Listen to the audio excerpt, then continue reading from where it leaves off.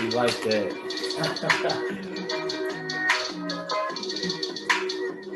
Woo! What's good, everybody? Welcome to the Pull Up Show. My name is BJ Matthews, aka B Jizzle. Before we get started, follow us on the YouTube page, the Pull Up Basketball Podcast. Like, share, subscribe to all of our YouTube videos, as well as our Cash App, $ BJ Matthews. You guys see that in the ticker. Go ahead and go ahead and donate to your love to the Pull Up Basketball Podcast. And also, I will put the link into the comment section after this video is complete, so y'all can click it for yourselves. But right there, the Cash App is right there in the ticker, $ BJ Matthews. If you guys like to show your love, hit that like button, get the notification bell, and let's get it going. Let's get it popping. All right, man. So we got another good show for y'all today. You know what I mean? We are back with another Clipper video, Clipper talk. I usually don't do my Clipper talks during the week, but things have been coming up, transpiring. So I'm like, might as well just keep y'all updated and what's going on, as well as I feel like people have been kind of asking me about doing more and more updates throughout the week. So I said, you know what, I got some more time, so we could possibly do that. That's not a bad idea. And any way I can bring the news to y'all, the updates to y'all, is well known and well deserved. Shout out to my man, the realest saying salute, beach. I don't know what's more crazy, the Clippers or this home loan process. Yeah, man, it's crazy. Make sure y'all hit that like button for your boy. But we got a great show for y'all tonight, man. We got a great show for y'all tonight, and I'm gonna like allow people to come in and share their thoughts of the situation. But we got some updates and some news that's going on right now. Let's first talk about first of all, let's talk about Ty Lue, who seems to have had a change of heart of the situation that he's in. Um, for the last few days, the Clipper fan base have been kind of up in arms about what's been going on with the rotations and how Ty Lue's been coaching, including myself. I must say that I got on Ty Lue very heavy our last live, but it came from a place of I want the Clippers to do well, right? You get a lot of people out here who seem to always want to make a mockery of the team, the Clippers, saying they haven't won anything. And the Clippers, what I'm saying, are the stepchild to the Lakers, even though the Clippers have been beating up on the Lakers over the last 10 seasons straight. People just want to jump on the fact that the Clippers, their downfalls, whether it be that bubble, the bubble in 2020 where the Clippers did not prevail and they were under basically the impression that they will not be able to, come out of that. They're the only team in the bubble that didn't get a chance to leave. Utah blew a 3-1 lead, but they got a chance to, get out of the bubble after. The Nuggets, all these people basically at the end of the day, these people basically, just want to make a mockery of the Clippers. They want to pick and choose, right? Right. I really hope out here y'all going to try to get Boogie. Yeah, let's talk. We're going to talk about that, man. Make sure y'all hit that like button. But I want the Clippers to do well, man. Because they always want to make a narrative about the Clippers, whether that be from the media, whether that be from the fan base. Paul George, pandemic P, Kawhi Leonard can't stay healthy. Or the other things I just named, the Clippers being a stepchild to the Lakers, all this. I want the Clippers to win a championship. I feel like they should have already won a championship by now. If y'all want to be perfectly honest, I feel like they've already should have won a championship, and that was in 2021. I feel like after the Phoenix Suns series, the Suns that he lost to when Kawhi went down, I think that was the year that they should have won the championship. They should be already hanging a banner, but unfortunately, injuries are a part of the game. So until the Clippers win the championship, you're going to hear a lot of people, try to make a mockery out the Clippers, right? But it seems like Ty Lue has finally came to his senses, whether that been him listening to some of these streams online or people in his ear. He's finally came to his senses. According to Clippers insider Tommorrow Al-Azari, he spoke to Ty Lue about the lineups, the three-guard lineup with, John Wall, Luke Kennard, and Norman Powell, right? He said in response to Tommorrow Al-Azari saying, are you going to do anything about the Wall lineup? I asked Tyronn Lue what the Clippers could do to make the John Wall lineup more positive, right? He said in response, that's my job to help those guys in every way I can. Not their fault at all. I take full responsibility for that and just want something we got to continue to keep looking at. In addition, it says it's something we got to continue to keep looking at and find different ways to try to split those guys up because we need all three of those guys. Okay. So When I first seen this quote, I think this was a big sign. This was something very, very positive. The really say we left 2 championships on it. Yeah, you could say that too. The only thing that's really kept the Clippers from winning the championship is Kawhi going down. Let's just be honest. The haters are not going to admit that. The naysayers, the media is not going to admit that. But the only thing that's kept the Clippers from winning the championship is Kawhi going down. So let's just get that out the way. But make sure y'all keep hitting that like button for your boy. Ty Lue basically said he taking onus of responsibility, he's taking full responsibility what he did. Now, people kept getting on, people who were, on Ty Lue saying you're blaming the coach, this, that, and the other. But as you guys can see, Ty Lue is blaming himself. Anybody with eyes can see Ty Lue was not doing what he needed to do. It's nothing personal. It is what it is. You guys have to understand with basketball, you do need to have a coach that's putting you in the right spots. I don't care how good your team is. If you got a coach who's coaching against you, you're not only facing the other team and possibly the rest, but you're facing your own coach on your side. That's another detriment against your team that you don't have to necessarily need to deal with. That's why I told people that Ty Lue needs to coach this team better. That means putting the right rotations and lineups in and also putting these guys in the right spots to be successful. But from what he's saying here, it looks like he's going to split up this 3-guard lineup with John Wall, Luke Kennard, and Norman Powell. And for the second group, which I already knew that this shouldn't even been a part of the lineup. I've been consistent saying John Wall needs to start.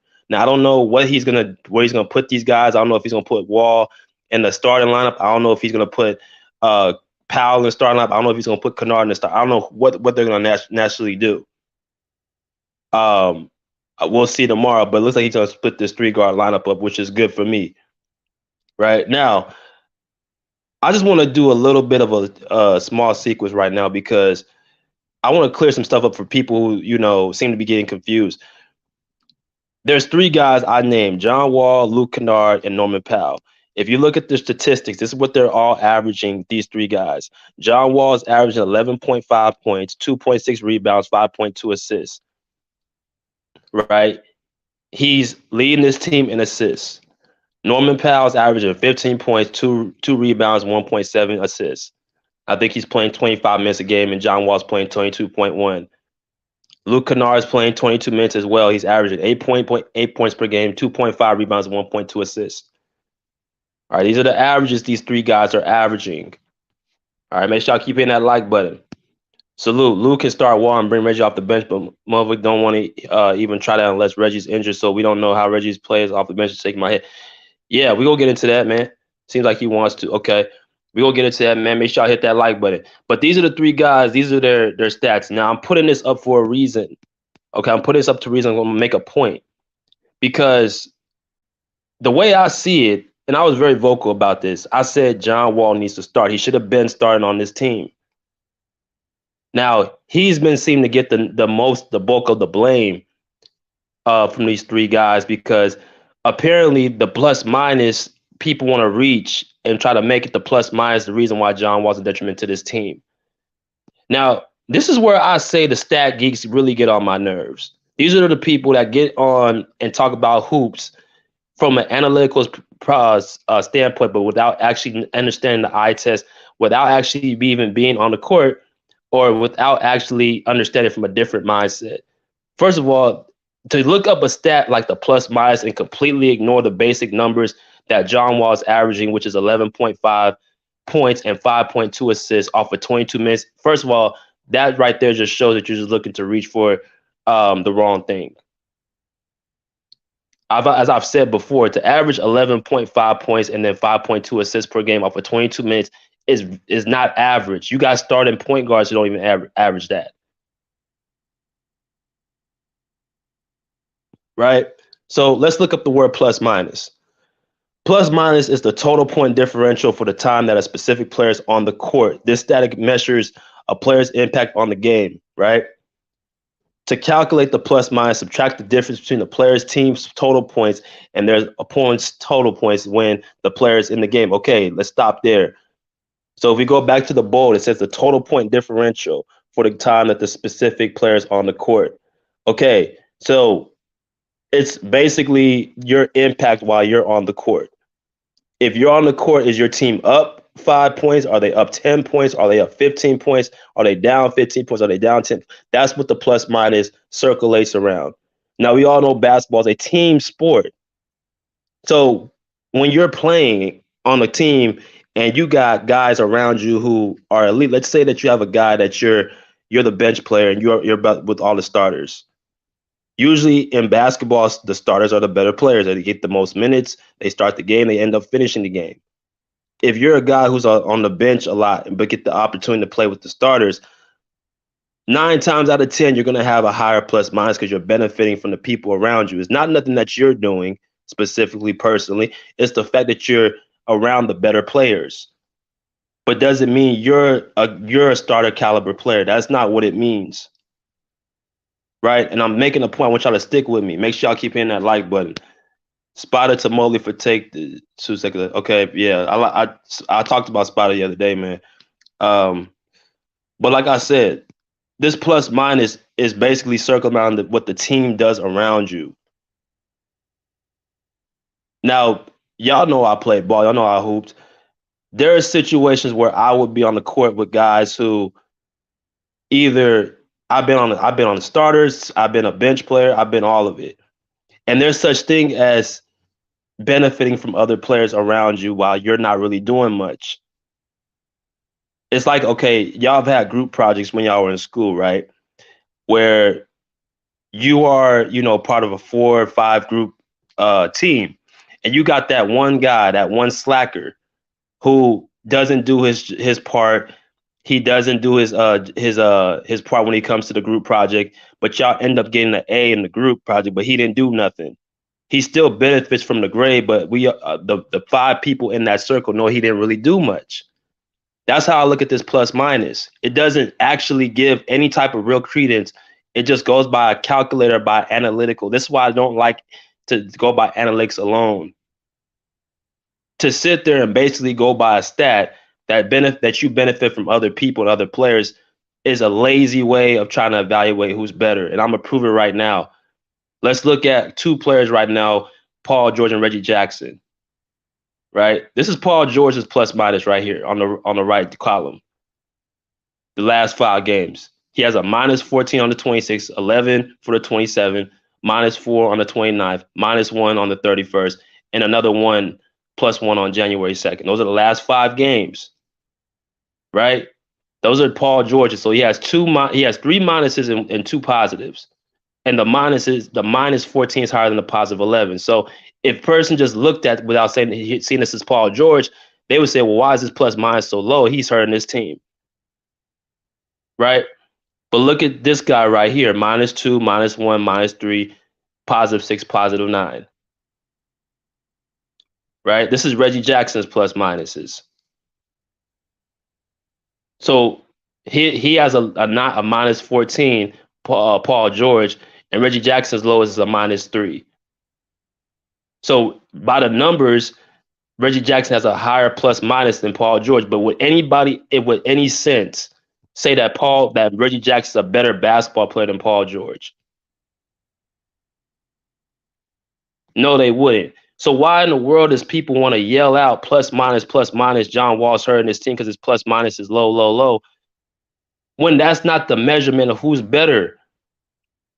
People are completely looking at the fact what John Wall does well. The fact that he is the only guy on the team that truly is a true point guard and actually pushes the pace, actually sets up guys on this team, is why he needs to start. Now, I'm going to bring up another point. This whole point that he's such a horrible shooter. I looked at the last 10 games he's played. He's shooting 38.9% from the 3. If you look at the last right column, he's shooting 38.9% from the 3-point line. The last 10 games. Now, people may say, well, what is he shooting for the season? He's shooting 30% from the season, okay?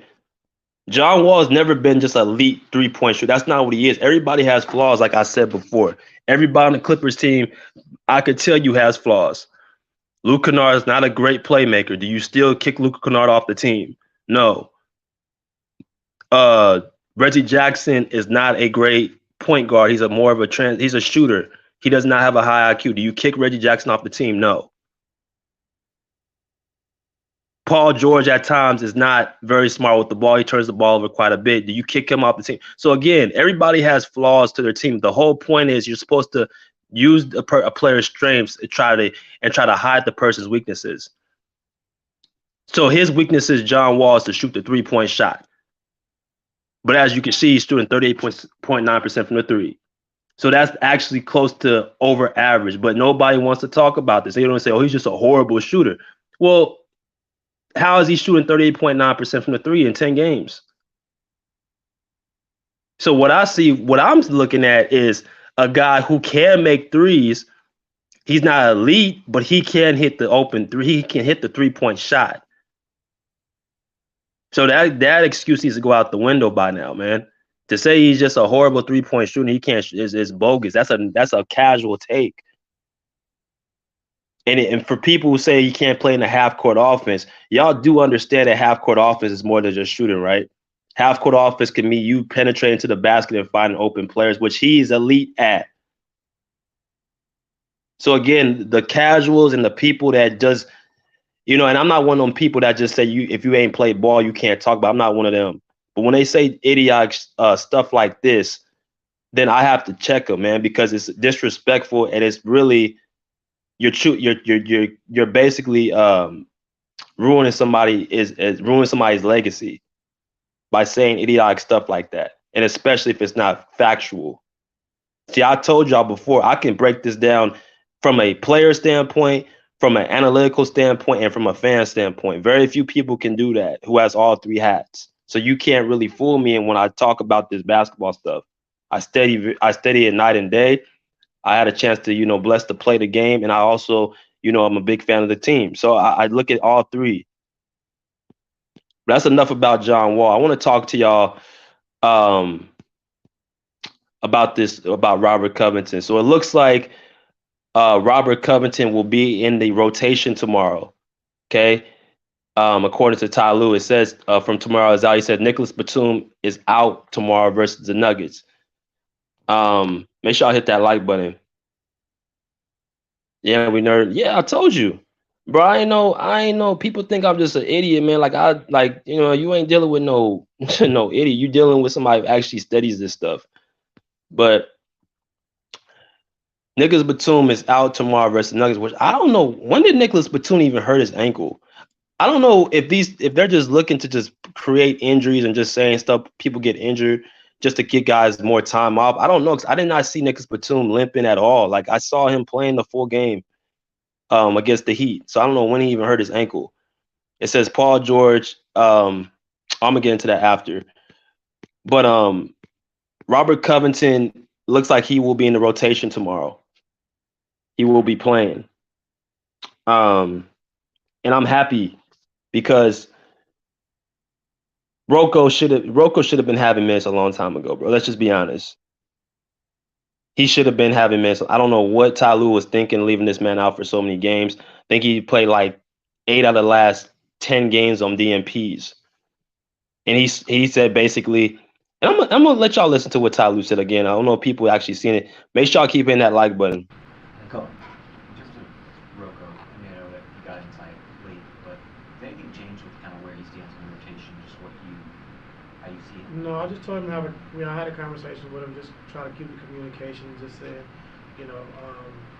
thank you for sacrificing. We're just looking at a couple of combinations, and when he was out with COVID, T-Man stepped up and started playing well, and so we gave T-Man those minutes. And like I said, Rocco's a pro. He's in every single day playing the stay ready games and working on his game and stay ready. And so you hate to see that with a veteran guy who's a good guy. And so he's gonna get his opportunity. But just right now, we're just trying to figure out a rhythm and a flow we want to play at in our rotations. And right now, unfortunately, just he's not in it right now. Let's get ready for Hoop Jab.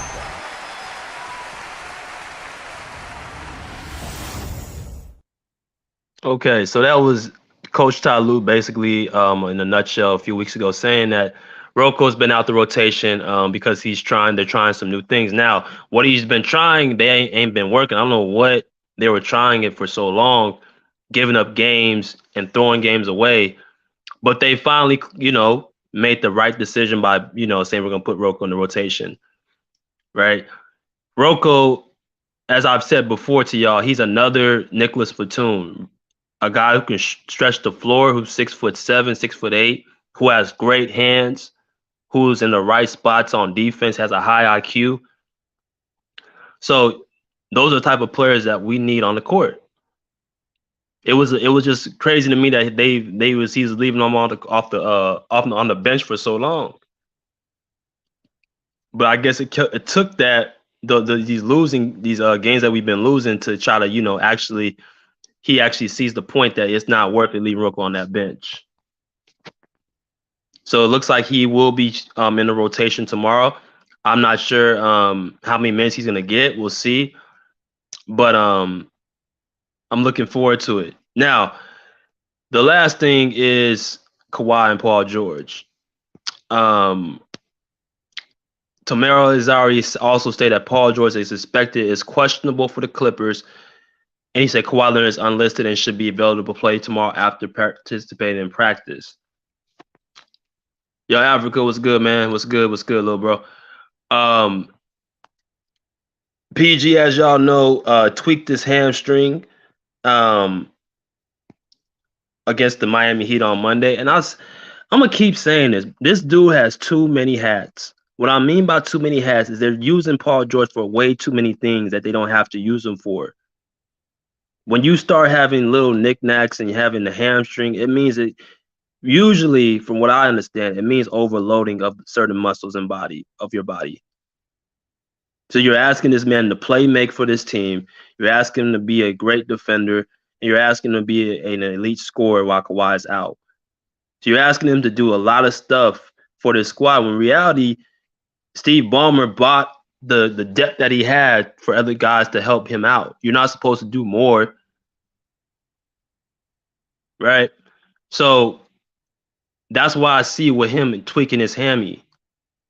This is the second time he did it. He tweaked his hammy earlier in the season. I think he missed like 8 games. And this is another thing Ty Lue has to do better. He has to do better with actually managing his players' minutes.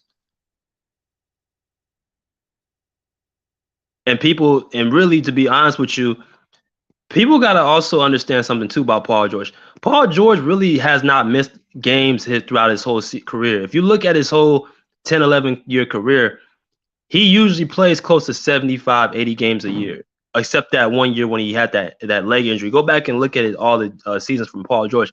He's playing around 70, 75 games every single season.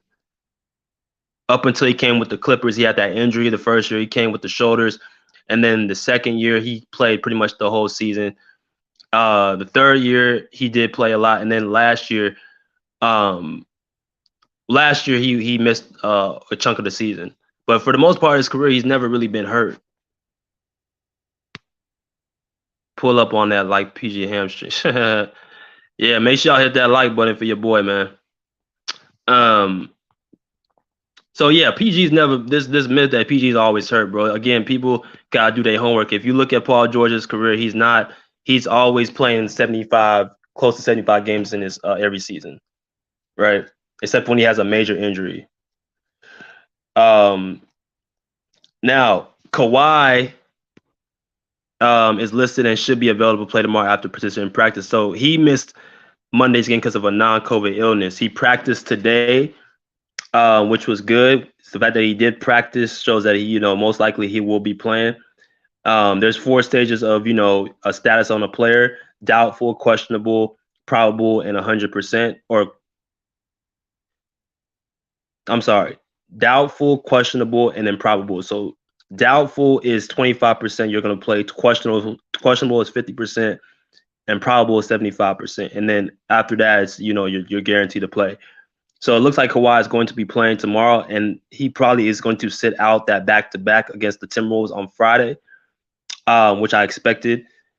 But I do want him to play tomorrow against the Nuggets because I think that's going to be a very high-impact game, which we actually need to have him on the court. And We'll see what happens with PG as well. The fact that it's a hammy, usually those hammies are tricky, and you don't know how to really, what I'm saying, treat them. But we'll see what happens, bro. Like I think tomorrow we're gonna have a solid game. Something tells me we're gonna have a solid game on tomorrow against the Nuggets. So we'll see what happens. But there's the link for y'all if y'all want to come in here. Um, Happy New Year, fam. What's good, Kes? How you doing, brother? Make sure y'all keep hitting that like button for your boy. Shav 9000 said plus minus as the result of an abstract equation like advanced stats. Stats are error ridden, and I call BS as them on the measure as a player. Yeah, of course. All these advanced geek stats that people are making up, the PER and all that stuff is basically can be manipulated by a player. There's a lot of stuff that goes into that stuff. You know, the type of offense that you're running, the type of defenses that you're running, the person on the court that's on the court with you. It's so many ways to manipulate a number and a stat, but people jump to just, oh, this is what it is. This is what makes the impact of a player, and just run with it. Don't even want to try to understand the other side of basketball, which is the eye test. They just want to go with straight numbers. There's a lot of these people out here that just do that. I look at both. I don't just look at just analytics. I look at the eye test because it's like anything, when it comes to recruiting a basketball player, right? A coach doesn't just go and just look at a stat sheet and say, I want to sign to a scholarship. No, you got to go watch him play at a combine. You got to watch him play at one of his other games and look with your eyes to see, how he, responds to certain things in the game. How does he respond when things don't go his way? Is his emotions in check? Is he a leader? Does he galvanize his teammates if he's a point guard? Like, there's a lot of stuff that you got to look at that a stat sheet or a piece of paper won't tell you. Right. And that's why I think a lot of players get annoyed with people who didn't play the game because they disrespect a lot of these players off of numbers and don't actually try to have an understanding of the other side of the game. I've never been one of those guys. I think everybody has a place to talk about basketball. If you want to say whatever you want to say, just understand, like, if somebody who actually knows the game and has actually been around the game checks you, then you can't really be surprised. So, but the link is on right there. If y'all want to come here and cook with your boy, I will be right here, man, ready to let y'all in. Hit the like button, share, subscribe. What y'all think about this? What Ty Lue said.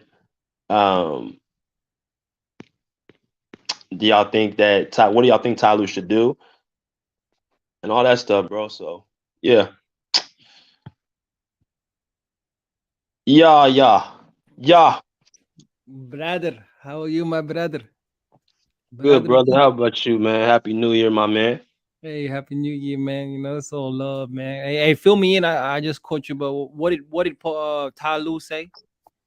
So Ty Lue is going to split up this 3-guard lineup with whatchamacallit, with Norman Powell, Luke Kennard, and John Wall. Like, he's gonna break that lineup up. So there's gonna be a shift in the starting lineup and the bench tomorrow. And also Kawhi is gonna probably most likely play, and then PG is questionable. So and what do you see as the issue with that Wall, Kennard, Powell lineup? Is it defense? It's defense mainly. Yeah, that's what I see with it.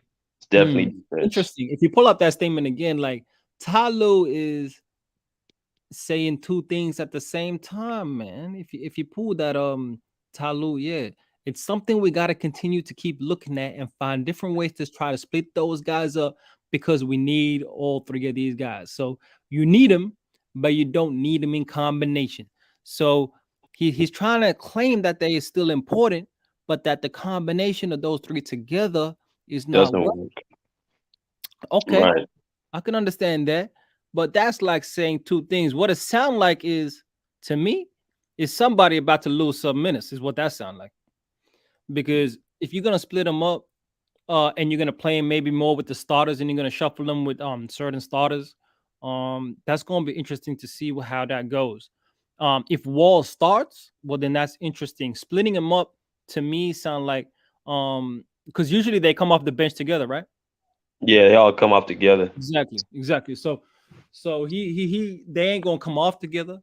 I don't know if that means John Wall starting, but I feel like that means someone gonna miss out on minutes. So either somebody getting a promotion like Wall or Powell. I don't know if Kennard has enough defense.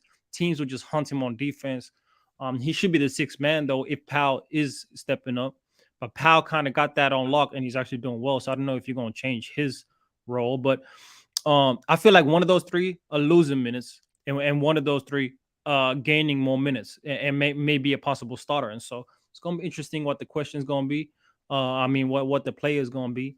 And so to me, I would say I would personally say that you should actually like elevate all those guys. You know, you should give them all more minutes, and you could actually put in John Wall and Norman Powell. But this is interesting, right? So I feel like if you elevate one or two of those players, that means you're gonna have to bench a Reggie Jackson and a Marcus Morris. And if you do bench a Marcus Morris, I'm not sure how the lineup is gonna go. That means Kawhi Leonard and Paul George are gonna play a different role. I feel like So let me ask you this question: What would the starters be for you, in your opinion? What would the bench players be? so. I will go John Wall at the point because I haven't seen it yet. I don't even know what the best is, right? We haven't seen the best of the Clippers this whole season, let's be honest. So, but I Rest. would go with John Wall. I will go with Norman Powell at the 2, PG at the 3, Kawhi at the 4, and Zubac at the 5. But that's why I say it's a question of either to make this fit, right? I feel like who are the most adaptable players on the team, right? They're the best players, right? They have the most versatile game. They can adapt to Mm-hmm. more situations than specialist players like Kennard. And so, does this mean? And I ask you, do you think it means that Paul George and Kawhi's roles will change in terms of them playing the 2 and the 3 as opposed to the 3 and the 4? What you just said, I didn't even think of, because you said I didn't think Norman Powell of starting. Like my lineup was going to be Wall, PG, Kawhi, Nico, and then Zoo. Me personally, I would prefer to have Nico, and because my thing is Marcus needs more jumpers. He needs to be able to shoot, and a lot of the shots are going to go to PG and Kawhi. So you can put Marcus in the starting lineups if you want to. It's not really a big deal. I don't know if it's gonna if Norman Powell, they're gonna put him in the starting lineup, because I think they're gonna want his points on the second unit. My suggestion would be to put Wall with the starters, because he's the only guy that gets other players involved. Like Reggie doesn't do that. Reggie has to shoot to get himself going. He's not going to be able to do that in the first unit, because the shots are going to go to Kawhi, PG, and Marcus Morris. But if you got Wall, he can set up Ivica Zubac on the pick and roll, which Reggie does not do. He's going to be able to find Paul George and Kawhi in their spots, and he's going to be able to penetrate to the basket, get Marcus Morris open threes.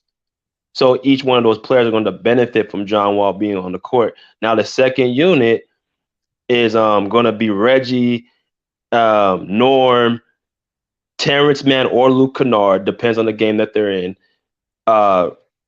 Nico, and Rocco. Now here's the second unit why I put it like that.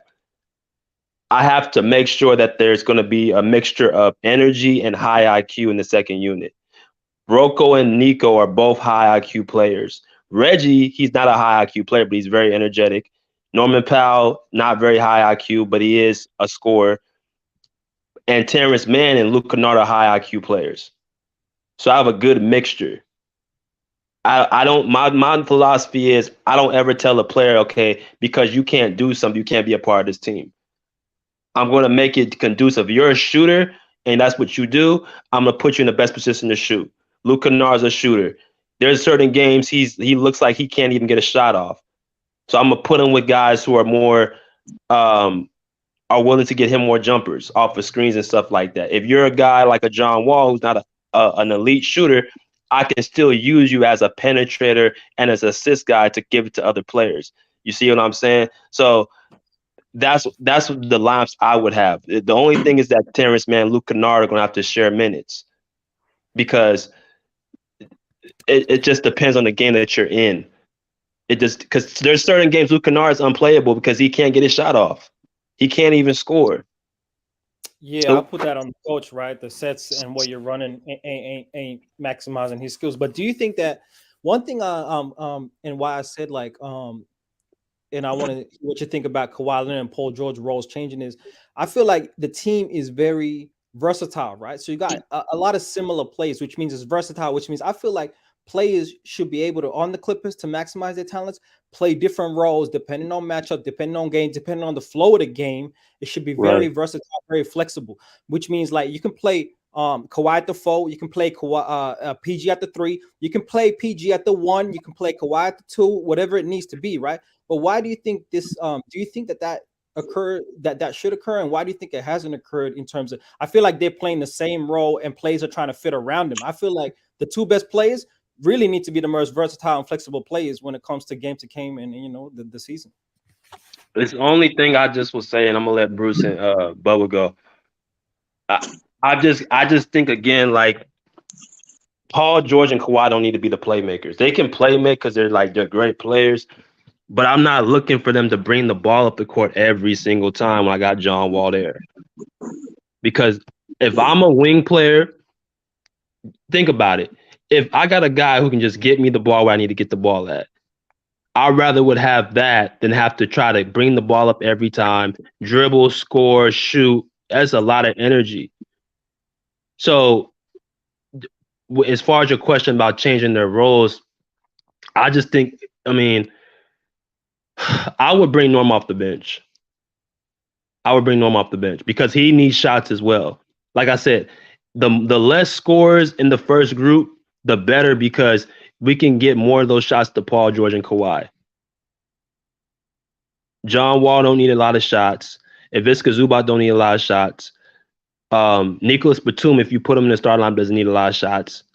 We'll see what happens with that. But the less scores and shooters I have in that first unit, the better. Like Reggie, he needs to score the ball. That's what he does. So put him on the second unit. He can get as many shots as he wants. I think he would actually like to be with the second unit because he'll be able to do him and be the showsman, the and one street player that he wants to be. I don't know why Ty Lue hasn't thought about this or what, but he that's how I look at it. What's up, Bruce? Bruce. Hello, gentlemen. I hope you guys had a great day. Yeah, I was on mute. Yeah, it's all good, brother. Can you hear me? Yeah, I can hear you. Go ahead. Okay, so I think you were saying that there might be a change in the lineup according to Coach Lue. Yeah, he said it's going to be a change. The last couple of things that you said, according to, what you said about Reggie Jackson coming off the bench, I think Clippers have the players to have the best bench in the NBA. With Reggie Jackson and Norman Powell, they can score and will have more opportunities on the bench. And I agree with you with that.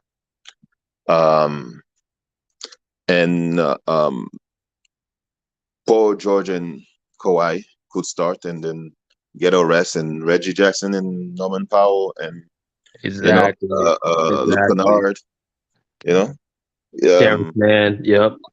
They can get it going. And yeah, that's why I think after watching a couple games, I kind of agree with you. I think John Wall should, the way his skills is, I think he should start. The way is, and it's better with Kawhi and PG. So the thing I'm worried now is PG hamstring, is it good? Because hamstring is not something you play with. He's questionable tomorrow. I'm gonna be honest. Play him. You wouldn't play? I wouldn't play him for like a week.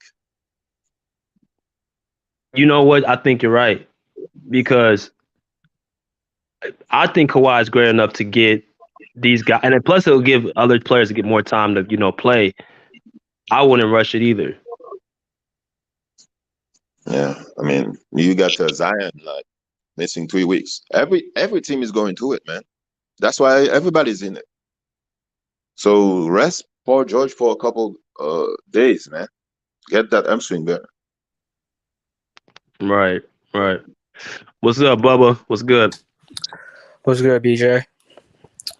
I trust Ty Lue with what he said right here. I mean, he hasn't done really good this season, but I believe from now on he knows what he was doing wrong and he's gonna do everything right. And one thing I don't like is Paul George playing much as a point guard. I don't really like that because I don't really look at him as a point guard. I mean, he can bring the ball up sometimes, but in the Miami game, he kept bringing it up multiple times, trying to play like a point guard. And it's like, Paul George, like, you're 6'8", 6'9", like, come off those screens and, pull up for threes and get to the basket, try to get easy looks. But Yes. in that game, he got no.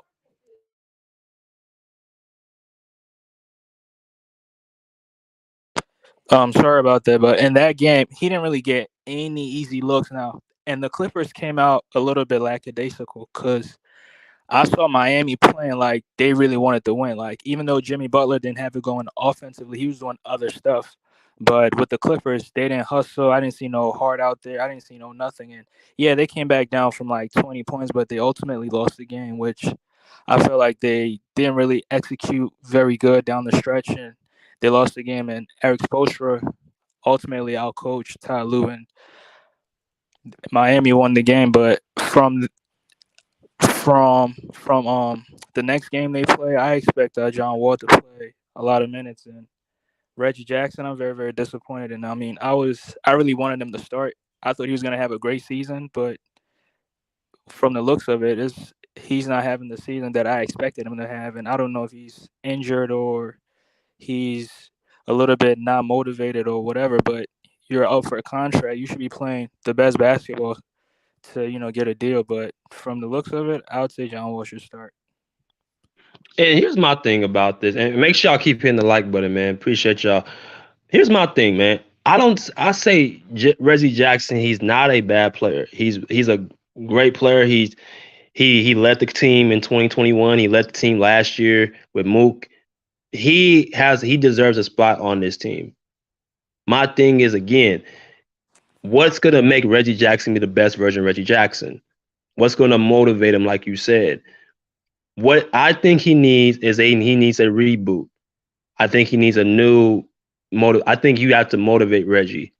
And I think if you put him on that bench and let him come off the bench and let him, get those, it's going to motivate him to play well. I think that's what it's going to do. It's going to recharge him. He's going to be able to get more of his mojo back. He's going to be able to get more of his shots up. He's going to be able to play his game. Because he's been being able to just be in the starting lineup and just be around. It's like he doesn't have no energy. He don't really have no urgency. He doesn't really have that fire. He's just playing. He's just being out there just to be out there.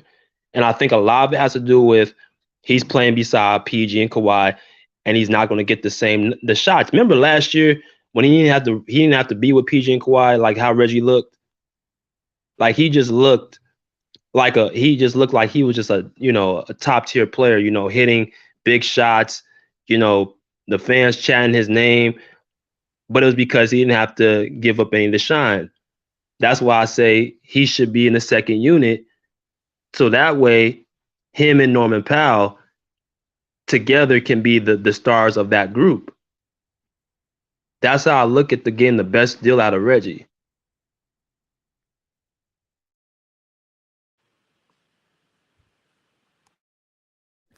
I got a question for you, BJ. Do you think that because you're talking about are you talking about like subbing the whole bench 5 for 5, or do you think they're gonna shuffle more of Kawhi and PG minutes more than they have and have him play more with the second units and always like kind of have one guy out there?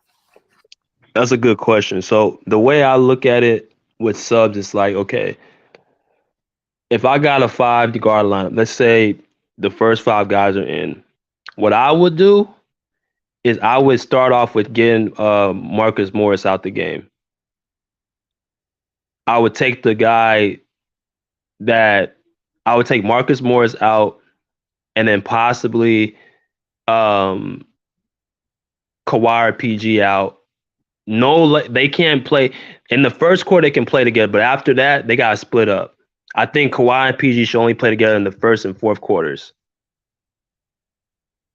Okay. Right, and I think you have to find minutes for Terrence Mann and Luke Kennard. You have to find minutes for Terrence Mann and Luke Kennard together. Now, again, that goes by the type of game you're playing. Like the Boston game, that should have been Terrence Mann's minutes. But instead, he gave Luke Kennard 17 minutes and gave Terrence Mann 5. And what did we see? We saw Luke Kennard not even get a shot up. So what's the point of having him out there? So the way I look at the depth situation, people ask me, oh, do the Clippers have too much depth? You can never have too much depth. You can only have too much depth if you don't know how to actually work and calculate your own depth. That's the only way you can say if you have too much. You can never have too much depth. So he has to do a better job of managing these minutes. The way I see it, if the Clippers actually use their rotations right the first 3 quarters, you can rest Kawhi and Paul George for that fourth quarter. And that will do what? Give the other players more time to play on the court. But when you constantly, starting these games off bad, that puts more of a burden on their team to have to come back from large leads because you didn't even do your homework by, actually playing the right players at the right time. So now look at us. We're losing games by 6 points. We're losing games by 4 points. We're losing games by 8 points. We're not getting blown out. It's the fact that Ty Lue's not doing the little things. That's why I got him so hard the other day, because it's like it's right in front of you. This is what I wanted him to say a long time ago. I wanted him to say this. I said we need to do a lineup change. I wanted to say that you're going to start playing Robert Covington. That's what I wanted him to say the whole time. And it's like he's finally getting, or somebody told him, like, we have to do something different. So I don't know exactly what they're going to do, but I find this very positive.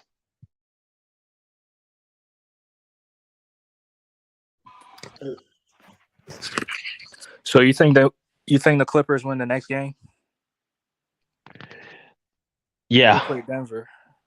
I do. If it's not a win, it's going to be definitely a hell of a game. I think Kawhi is going to go off this game. Oh, is he playing? He's playing. I think he's going to go off this game. Now it's going to. Why he missed the Miami game though?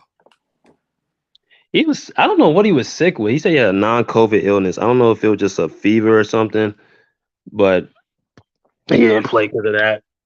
I mean, you know how he is. He's very secretive. Yeah. Well, let me ask y'all a question. So I already asked Africa this question, but let me ask Bruce and Bubba, what would y'all starting lineups be, and what would y'all bench players be, and who would y'all play more, Luke Kennard or Terrence Mann tomorrow?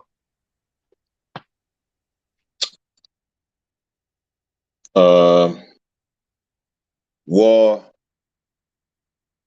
George, Kawhi, obviously Zubac. Power forward. Wow, that's a good one.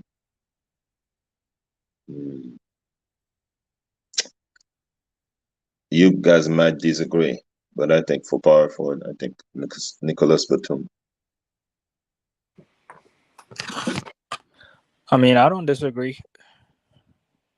But me personally, I wouldn't go with Batum. I'm going to go with Mook at the 4. Everything that you said, I'll go with, but I just go with Mook at the 4. Because I feel like Batum coming off the bench is much more valuable than Marcus Morris coming off the bench. See, why do you say that? Why do you say that, bro? Wait, say that again? I was just asking, why do you say Batum is more valuable off the bench than Marcus Morris? Because Batum's a high IQ player, and coming off the bench, he does a little bit of everything. He does the dirty work. He can shoot the ball. He can move, he can set screens and all that. Marcus Morris is not doing that. He's strictly shooting the 3 ball. But with Batum starting, I'm already gonna be ahead. Especially in it, and his long arm is gonna bother. If there's a switch, he can bother Jokic and Murray. So when they like to do pick and rolls. I'll tell y'all my starting 5, right? John Wall, Norman Powell, Paul George at the 3, Kawhi at the 4, Zubac at the 5, and the closing lineup is someone like a Robert Covington, or we going real small. Robert Covington, you can throw in Nicholas Batum, you can throw in Marcus Morris, right? Whichever one you want to choose. And why I say that is because the biggest issue for me for the Clippers is their offense and it's their pace. You're not a very athletic team. If you're gonna put John Wall in the lineup, right? You want to push the pace, you want to run it and gun it. And with Paul George at the 4, Kawhi at the 3, Norman Powell very athletic, and then you got Zubac as a lob threat. You can do a lot more in terms of transition and getting easy buckets and pushing the pace. And I think that will solve a lot of pushing the pace issues. Then you got Marcus Morris on the bench, who will be cooking second units with his shot creation. You got Terrence Mann, you got Batum, and you got defensive plays that can surround guys like Marcus Morris and Luke Kennard. And you don't have to play 5 off the bench the whole time. That's why then you can start shuffling plays, and that's up to Ty Lue, which starters he keeps in. I would never go with this team. I would never go all starters out, all bench guys in. I don't know what you think about that, BJ, but yeah, that's how I feel, man. Nah, I hear you. I think the point that Bruce made with Nico Batum, I like it. Nico can play with either the stars or the bench players. Like, because the thing is, it's just who you put in with Nico. Like, I like Nico with Rocco in the second unit. I like that matchup a lot. But I also like him with the starters because he's another guy that doesn't need a lot of shots. So you can put Nico in either rotation. And also he's one of the few that can really kind of make it hard on Jokic. He can deny Jokic the ball. He has long arms, all that. And yeah, young Africa, yeah, I don't think you have to have 5 in, 5 out. Like I agree with that point. I actually do. But I'm sorry. Why would I put Norman Powell in the starting lineup? And when Judge Jackson he can shoot you out of the game. I think when Reggie Jackson is not hot, it's over, bro. He's gonna bang, break. And Norman Powell is more reliable to me in scoring than Reggie Jackson. So why would I want to put Reggie Jackson, all the best scorers on the starting lineup? Why? Because my point is, and that's why I say the rotation will have a big part to play. Norman Powell, this is why the coach would have to tell Norman Powell, hey, your role in the starting 5 ain't gunning like you're coming off the bench. You're more of a playmaker, you're a transition player, you're cutting, you're setting off ball screens, you're doing a lot of other things, right? And then when you play with the second unit, now you can be the Norman Powell that you've been. But I when would is say he gonna play the second unit? Is to play. Sorry? When is he gonna play the second unit? He's starting. When the bench players come on, when the bench play, that's why you got to shuffle the minutes, man. This is a very versatile team, and so he can shuffle the minutes. And whether it's in the first quarter, even if he comes out, if it's in the second quarter, start of the second, he plays the first 6, comes in and start of the second with the second unit. But why I say you start with these guys is because you can have a more athletic team. One of the biggest issues I think for the Clippers is that their starting 5 is not athletic, bro. Zubac is not athletic. Marcus Morris is not athletic, and Reggie Jackson is really like not as fast and as bouncy as he used to be. And so you only really got Kawhi and Paul George as athletic players, and Kawhi still isn't fully back yet. So that's why I think you guys are playing so slow. And I don't know what y'all think about that, but I'm just saying for the pace and for athleticism, I think that helps, man. Yeah, okay. Yeah, I mean, that's an interesting take. I'm not opposed to it. Like, my just initial one would be, but maybe, who knows, since PG, if he's out tomorrow, then yeah, you probably would put Norman in the starting lineup. But if you got PG there, then I think, I would keep the pressure by putting Norman to start in the second group. So that way, when we rotate PG out, or when he comes out the game, then here comes Norm, and he just, continuously having that push. So I would prefer Norman off the second unit too. Think about Batum long arm and Kawhi hands. Man, nobody's gonna go to the rim, man, because Kawhi can reach, Batum can reach. Yeah, that's true. But Batum is not like how he used to be, man. You can still take Batum. If I'm a young player, I'm looking at Batum like I can still take him off the dribble. And your comeback game talking about chase down block He's not or gonna play rings. He's not gonna play. He's playing power forward. hey, there's still a lot of athletic power forwards in the league, Bruce. Who? Oh, there's a lot. Let me go through them. Paolo Banchero is one. He's a power forward. Yeah, he's a power forward. Definitely is a power forward, man. He plays small forward, power forward. Anthony Davis, when he's healthy, is obviously a power forward. Evan Mobley is an athletic power forward. And you want Norman Powell, right? Yeah, as a true guard, yeah. So you want Kawhi to get fouled? If you said there's a lot of athletic, you want to be fouled out. I don't think that's going to be the case. I don't think that's a bad defensive lineup either, man. I don't think so. I don't think Pascal Siakam If is you're an playing the athletic power forward. Warriors, you're playing the Warriors. Yes. Zion Williamson, Pascal Siakam, Julius Randle, John Collins, Jaren Jackson Jr. You know, Pascal Siakam doesn't play like a power forward. Huh? I'm just saying, there's a lot of athletic power forwards, man. And Julius Randle. Julius Randle's athletic, man. I don't know where he can face up. He can face up definitely, man. But I'm I just forgot saying, about Aaron Gordon. Aaron Gordon, exactly. So like, if I'm looking at that team, I'm trying to like. If I see Marcus Morris in the starting lineup, bro, oh my goodness, man, that's take him out on the perimeter and I blow think he's by one of the all reasons day. the Clippers lost in the bubble because he couldn't keep his mouth shut. Who? Marcus Morris. Oh yeah, Marcus Morris is always a guy that talks a lot. You know, he's a tough guy. He motivated the Nuggets. It's like, oh, you're done. You're done.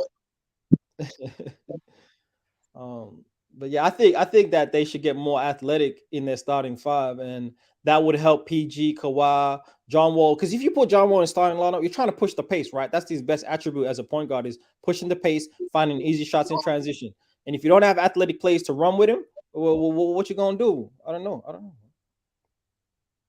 I mean, you don't need athletic people to win the finals. I don't know if you hear me, Bruce. I don't know if you're hearing me, but I'm just trying to say that if John Wall is in the starting lineup, his biggest strength is to push the pace. And if you haven't got athletic players to run with him, like a Norman Powell, like a Kawhi, obviously. No, you said the Clippers need athletic people in the starting lineup. I said you don't need that. I think you do. When you're bottom 10 in offense and you're one of the slowest paced teams in the league, I think you need to become faster. That's an issue. Looney is athletic. Draymond Green is athletic. They play fast though, Bruce. They play fast. Draymond Green actually does push the pace. See, and you're right. You don't have to be athletic and fast in the way of the physical way, but you need players that are able to run with you. So when Draymond gets the rebound, in the physical way, what other way people are athletic? What other way people are athletic? You said in the physical way. What other way? See, Bruce. Okay, you want to play these games, Bruce? Is that what I'm not playing a game. Okay, Bruce. You play Young Africa. Physical way. Do you hear what I'm saying, Andre? Or but does pace really matter? Because when you look at Luka, he plays at his own pace, but he gets the job done. You watch Jokic, he plays at a slow pace, he gets the job done. So does pace really matter? No, I'm not talking about individual players' pace. I'm talking about a team's offense pace. So I'm actually look at Doncic's team and pace, right? Because pace is not just like running fast. It's like how you orchestrate your offense, right? So You're right. Dallas is one of the slowest offenses in the league, right? But they got an all-time great offensive player in Luka Doncic, right? So that's an anomaly. But they one of the worst teams in pace. And then let me look at Jokic as well, right? And I might be wrong, man. Y'all might be right. I ain't trying to say I'm right about everything. So when we look at Jokic, right? His team is the second best offense in the league, and they're 20th in pace too. Once again, they got an anomaly in a Jokic, one of the best playmaking centers of all time, right? So these are anomaly players. If I go to Draymond Green, and I could be totally wrong, and if Draymond Green and their team is slow and they're top 10 in offense as well, I might be totally wrong, right? But Draymond Green, Warriors offense is middle of the pack. They're 16th in offense, but they're number 1 in pace. And this is my point. When you are not a good offensive team like the Warriors right now, middle of the league, right? But they're number 1 in pace. You get more shots up. You get more chances and opportunities to score because you're getting more shots up in the whole game. So if you're not going to be a good defensive team, offensive team, you have to be good in pace. If you're not good in pace, you better be a very good executing offense. And these guys are not good at executing in the half court. So that's all I'm saying, man. Yeah, that's facts. That's facts. Okay. So, well, what do you think, Bruce? What do you think the solution is for the Clippers offense to be better? Stop getting injured. Okay, man. I ain't mad. I mean, I think poor execution and bad shot selections is a part of the problem, because if you watch the Miami game down the stretch, they executed so poorly. They weren't getting easy shots. I mean, Paul George struggling to get into the paint, which I feel like if John Wall was in the game at that time, he wouldn't really struggle because John Wall's quick. He can get to the basket at his own pace, and he can finish or find shooters. Okay, sorry. No, you can go ahead. My issue with the Clippers is mentality. I said it before. I don't think they have killer's mentality right now.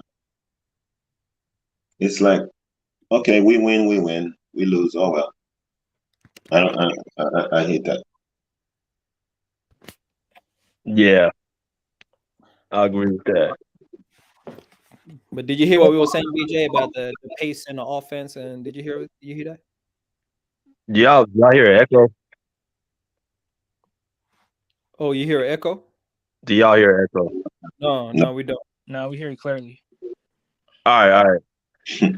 So, my bad, I missed it. What were y'all saying? I was just trying to say that when it comes to the Clippers, and while I was talking about athleticism, is the Clippers pace, right? So I was asking what is the solution, because Bruce brought up good points where you don't have to be a high in pace and have a lot of offensive possessions to be a good offensive team. And so I look up Jokic. They're one of the slowest teams in the league in terms of pace, but they're one of the best offenses in the league. Luka Doncic is the same. But I was saying these two guys are anomalies because they're 2 all-time great offensive players at their position, which means they're executing at a high level in the half court and just in their offense in general. So the Clippers are not doing that. They're not a great offensive rated team, and they're also slow in pace. And so don't you think that they either got to 1, increase the pace, or 2, just increase their offensive execution? So it's about Norman Powell? Not specifically about Norman Powell, just the general offense of the Clippers, man. And what you think the solution is for the low offensive rating and the low pace, and what you think about that? Okay, so this is their statistic. So this kind of answers a lot. So they're 28th in points and 25th in assists. So this tells me they are lacking offense. And they're lacking people setting guys up, which why they're so low on assists and points that affect it as well. I believe that's why John Wall should be starting. Because if you have him starting playing more minutes, that assist number is going to go up. And their points, a lot of that has to do with Kawhi not playing much games and Paul George missing games as well. So that's going to go up regardless.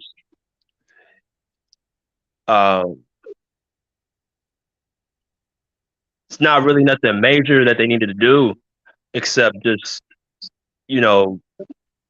put John Wall with better offensive talent. If you put him with Kawhi and Paul George, then I think it's gonna really like help the Clippers in these categories. So does that kind of make sense, or like? Yeah, I hear you. I hear you. Yeah, that makes sense.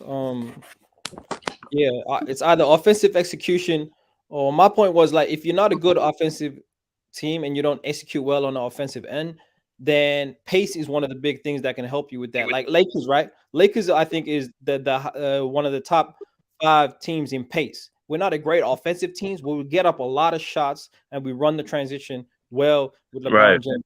So, you can cover up your offensive execution with just getting up more shots in general, or Mhm. you need a floor general like you're talking about, John Wall, that can swap that and get your guys in good positions because you do have good offensive players. So like Tyloo got to decide something out here, bro. Yeah, because like when you just put it stagnant, it drains the team's energy. So it's like even just basketball, like if I'm getting more shots up and I'm running the floor, I'm gonna feel more better. So with John, you have to run. There ain't gonna be no you walking. Like he's gonna get out there and run. So that's going to energize Paul George, Kawhi, even Zoo to get out and run the floor and run lanes. So yeah, you're absolutely right. You can hide a team's offensive efficiency by just getting up more shots. But you can't be bad on offense and stagnant at the same time.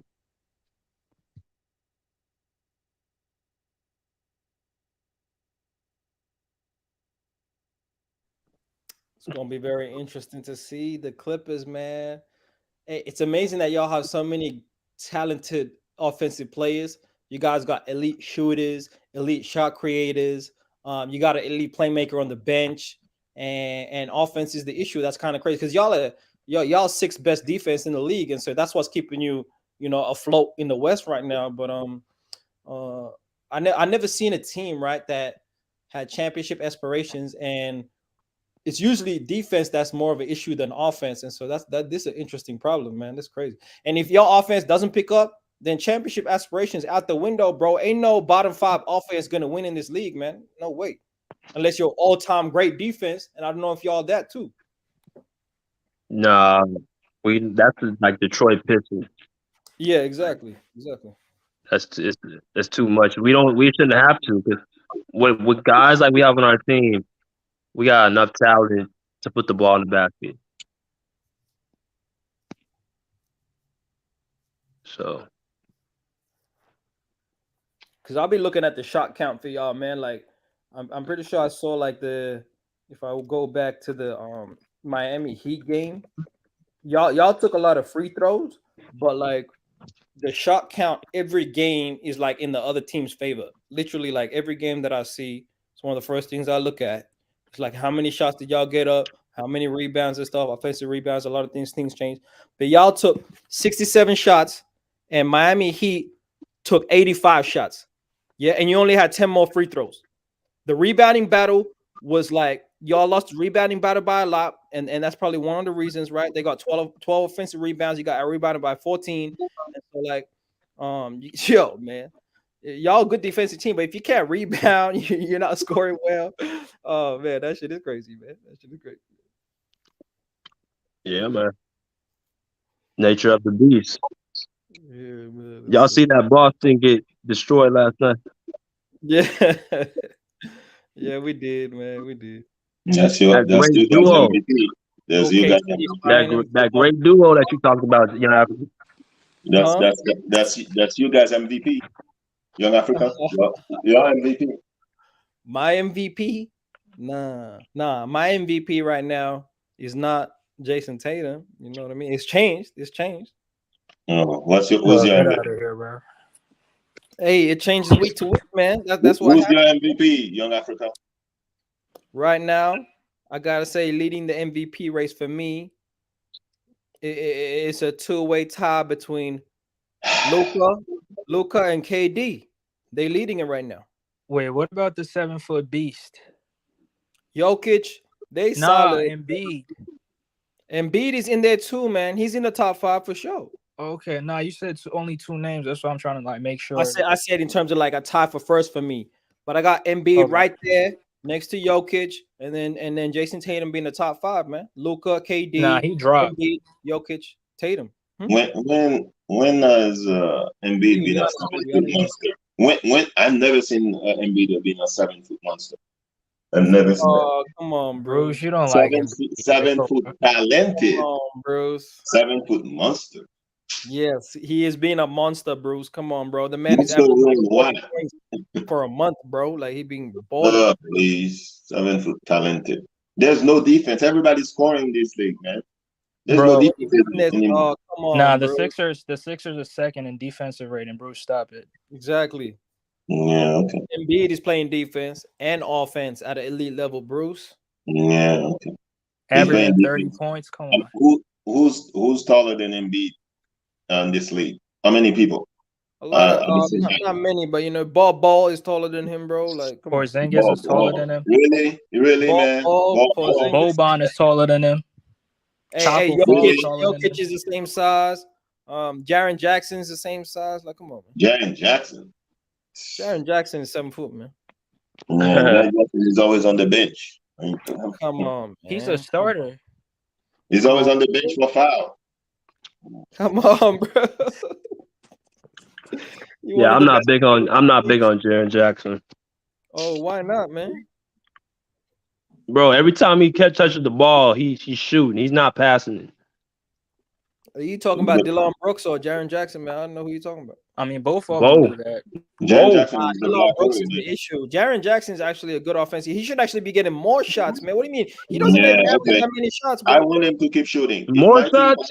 Definitely more shots, bro. Hey, Jaren Jackson is averaging 11 shots a game, bro. Like, come on, man. You act like he be. I want Jaren Jackson to keep shooting. Please keep shooting. Yo, what? Yeah, okay. He's gonna keep shooting. He's gonna keep hitting them threes and shooting. Yeah, okay. Because he's gonna keep Not with that form. You see, he shoots with 2 hands. Hey, you seen Tyrese Halliburton form, bro? Tyrese Halliburton form whack as fuck. BJ, yeah, that's horrible. Yeah, it looked whack that's bad. He looked like he hesitant to shoot. Like he's thinking about it.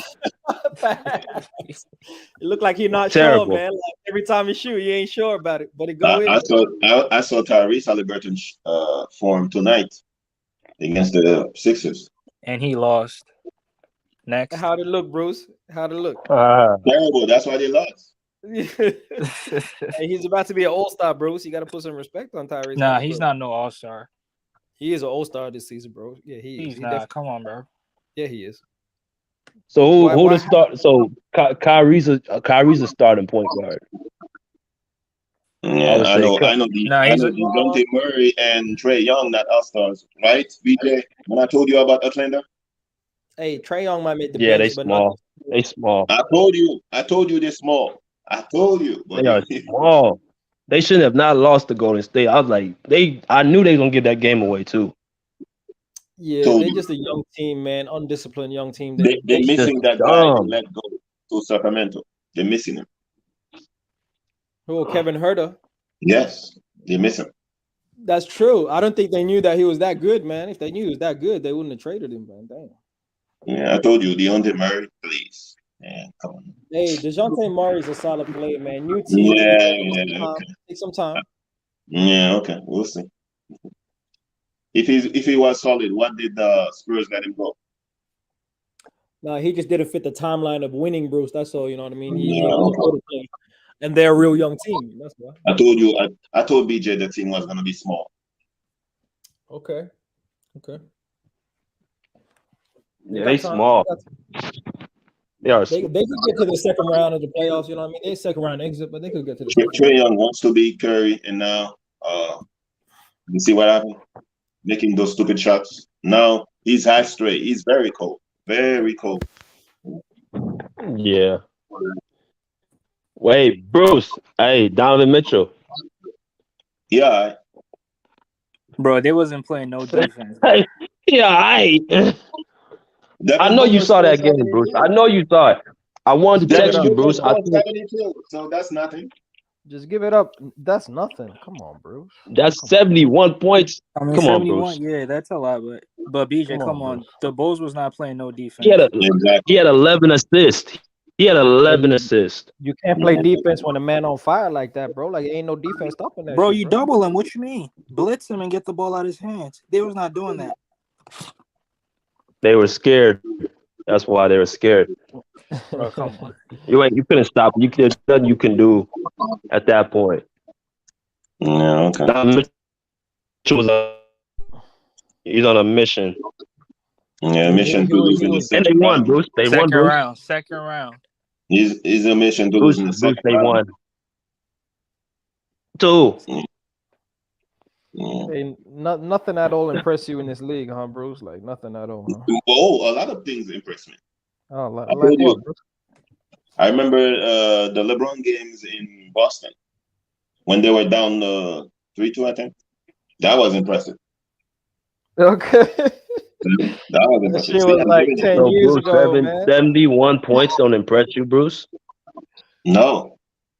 Wow, Bruce. Wow. And I gotta admit, BJ, that impressed me highly, bro. I watched that fourth quarter in overtime.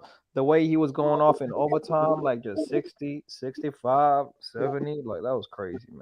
The Kawhi was from Utah scoring crazy. That was impressive to me. In the playoffs. In the playoffs, okay. Bro, that was only 30 points, though. Yeah, this No, man but dropped the 70. way he was dominating, that's impressive. Okay. No. I mean, ain't that was mad at Bruce. impressive. It take a lot. It take a lot to Bruce impress me. don't like nobody but Kawhi and Steph. That's all. He That's don't like not nobody true. but Kawhi and Steph. Yeah. That's not true. Yeah, man. He said Embiid not impressive. He been dropping 40s, 50s. I didn't say like, Embiid was impressive. You call him monster. I don't see the monster. Where's the monster?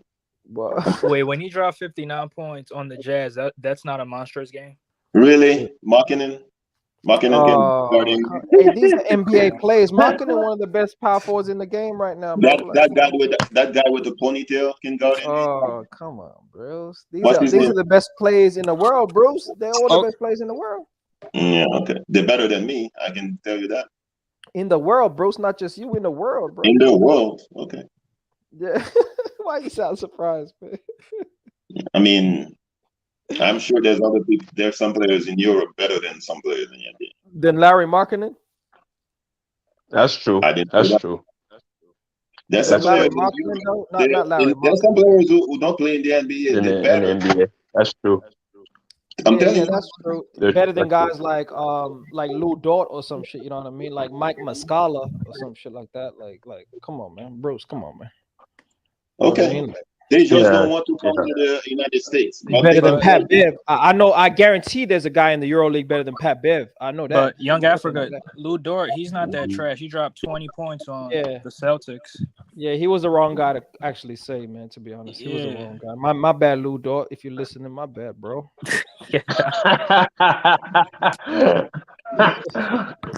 Nah, but that's a fact. You said there's some guys overseas that are better than the guys in the league.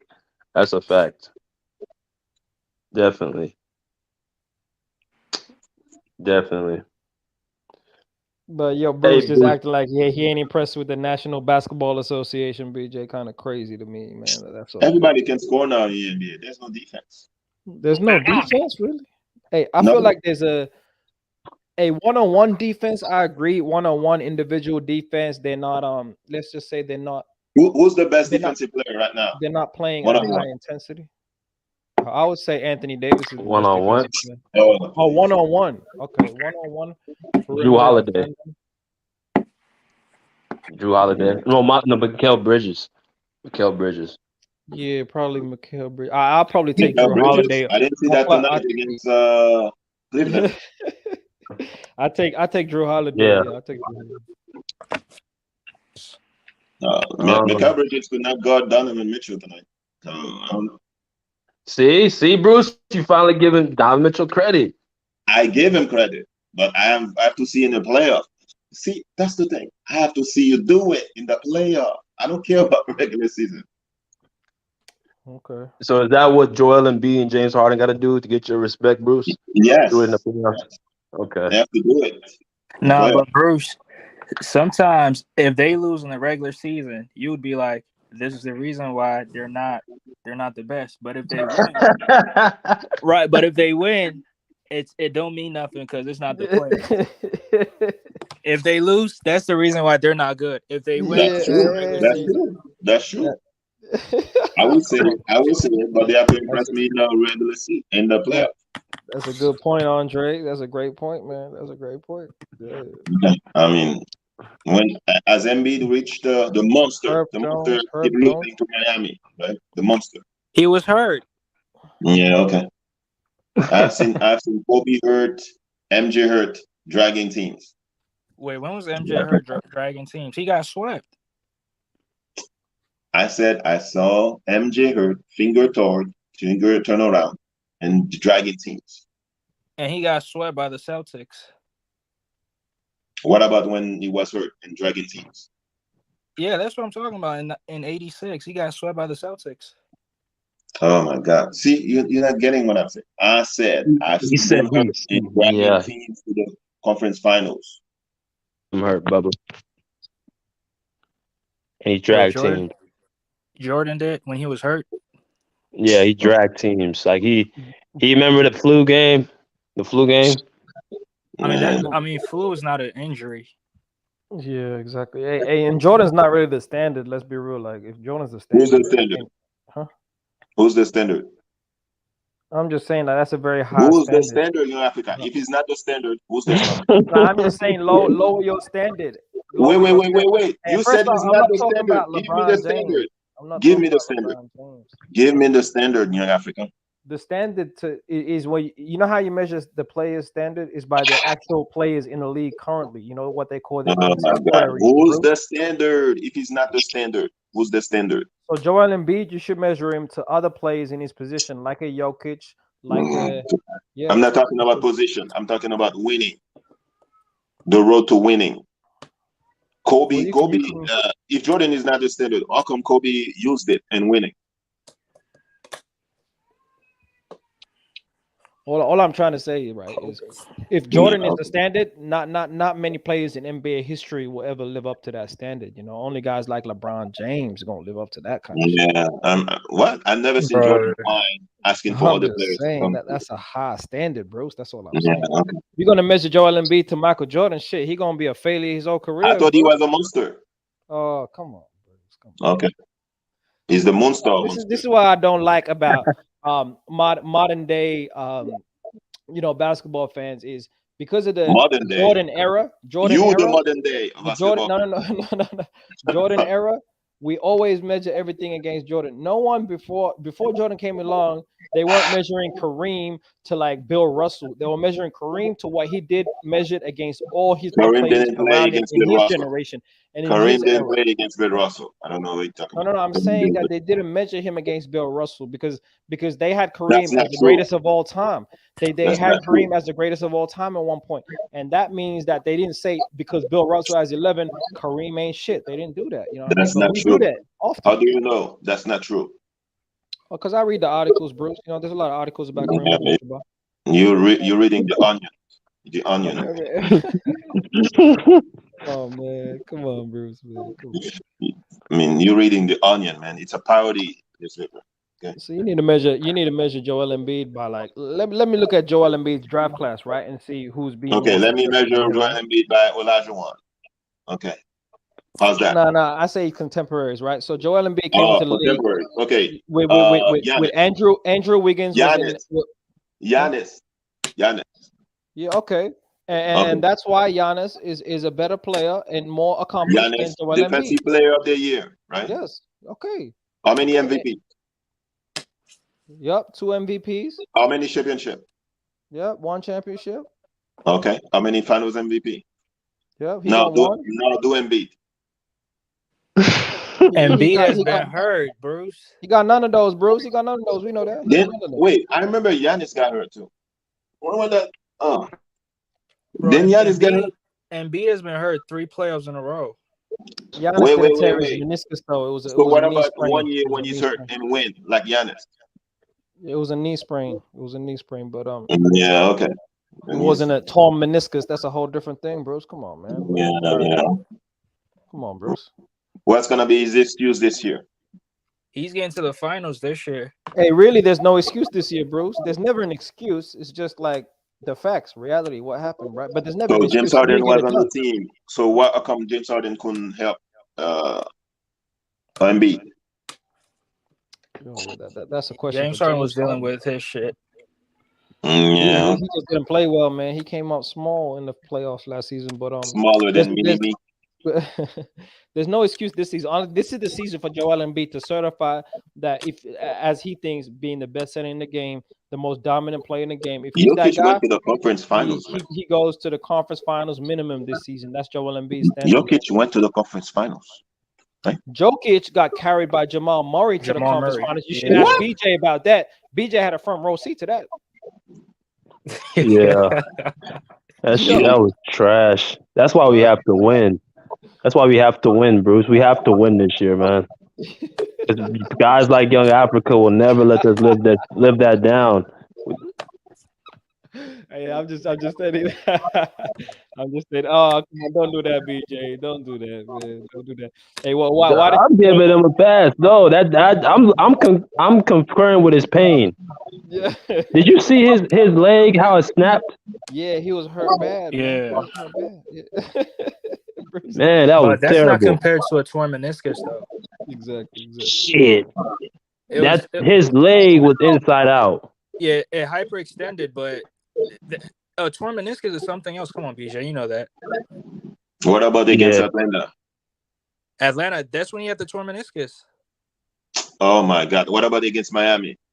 He had an orbital fracture. Oh my God! and he had a broken ligament in his hand. Yeah, okay. Right. I remember Hey, Kobe Bryant. These ain't excuse. I'm just telling you the news, Bruce. That's all. I'm just telling you the facts. That's all. They ain't no excuses. You know, people get on Kawhi for being injured, but Joel Embiid missed like 3 years of his career off injuries. But bro, 3 years. That's a bit of an exaggeration. Come on, man. But he plays through it. Kawhi doesn't play through it. I can't tell. Because every series in the playoffs, he gets something, where it's a stomach bug, orbital fracture. I don't know, his back. Something always wrong with Joel Embiid. Oh, he's proving y'all wrong this year. Just watch. I gotta watch to the playoffs, man. I eat that every day. This is the season, though. This is the season for Joel Embiid. This is the season. Okay. Trust the process. Trust the process. Trust the process. Okay. The process about to come into final phase, man. Final form, man. The process. Yeah. Okay. If the process doesn't come through this year, then yeah, there's gonna be a problem. Because, come on, man. Yeah, he doesn't have to win it all, but he gotta at minimum make the conference finals. Like, he gotta make the conference finals, Bubba. If he don't make the conference finals this year, it's over. It's over. That's a bad look. I agree. Yeah. Especially Tyrese Maxey stepping up, Tobias Harris. You know, like you got Anthony Melton stepping up too. Anthony Melton, huge pickup. Yep. Yeah. Okay. Yeah. I know you're not impressed, Bruce. Bruce is never impressed. He's never impressed. You had Jimmy Butler, Ben Simmons, defensive player. Oh my God! And you lost, and he's gonna get it this year? Come on, man. Ben Simmons sold. You saw when he sold the series against the Hawks. Yeah, I mean Ben Simmons is sold in right now. Hey, come on, Bruce. You know they were a lucky Kawhi shot away from going to the conference finals. There's no such thing. Kawhi traveled on that shot. Those things are lucky. He had to shot that shot. What you saying, BJ? Well, you gonna say that wasn't lucky, BJ? What you gonna say, man? Nah, that was a good shot. That was a good shot. That was a good shot. That was a good shot. He held that follow through, BJ. That shot was beautiful. But he traveled, right? Yeah, I mean, who doesn't travel and hold the ball and all that stuff? Yeah, that's true. There's a lot of traveling. There's a lot of carries. MB travel all the time. MB travel all the time. No, he don't. Why you got a cap though, Bruce? Bruce doesn't like Embiid. I never said I don't like Embiid. Oh, you don't have to say, Bruce. We feel the I energy. never say that, but he's not a monster. Monster. I don't see Hey, the monster. do you think Joel Embiid is the second best center in the league after Jokic, or what do you feel like, Bruce? I think they're the same level. Okay. Okay. It depends on what your team needs. The Okay. Embiid is better skill. He's a better defensive player. Okay. Right. Okay, I hear you, Bruce. You just need to see some. He needs to prove it to you in the playoffs. That's all, Bruce. Okay, I see. Yeah, Look I at don't see it, Kawhi, bro. man. Hey, look how long he had, bro. He had time to crouch down. Look at that shit. Damn, bro. That's a long ass time, man. Damn, bro. But he got his Embiid. revenge when he hit that Man, look at game Joel winner. Embiid face, man. That's crazy, bro. He had his revenge when he hit the game winner against the Embiid, Raptors. Embiid allowed Kawhi to hit that shot. Ben Simmons had him, Yeah. but Embiid cut off Ben Simmons. Hey, look at Jimmy. Look at Jimmy Oh, Butler in the background. yeah. He's like, I'm about to bounce out of here, man. Damn. No one can stop him. Hey, Bubba. No one can stop him. You gotta admit that. No one can stop him in that series. Oh yeah, I mean, we thought it was over, and he turned into Michael Jordan. Like, god damn. Yep. Yeah. Yep. I think game Because, 5. Yeah. because if he turned to LeBron, that's a miss, bro. Oh, that's what we gonna do. Come on, Bruce.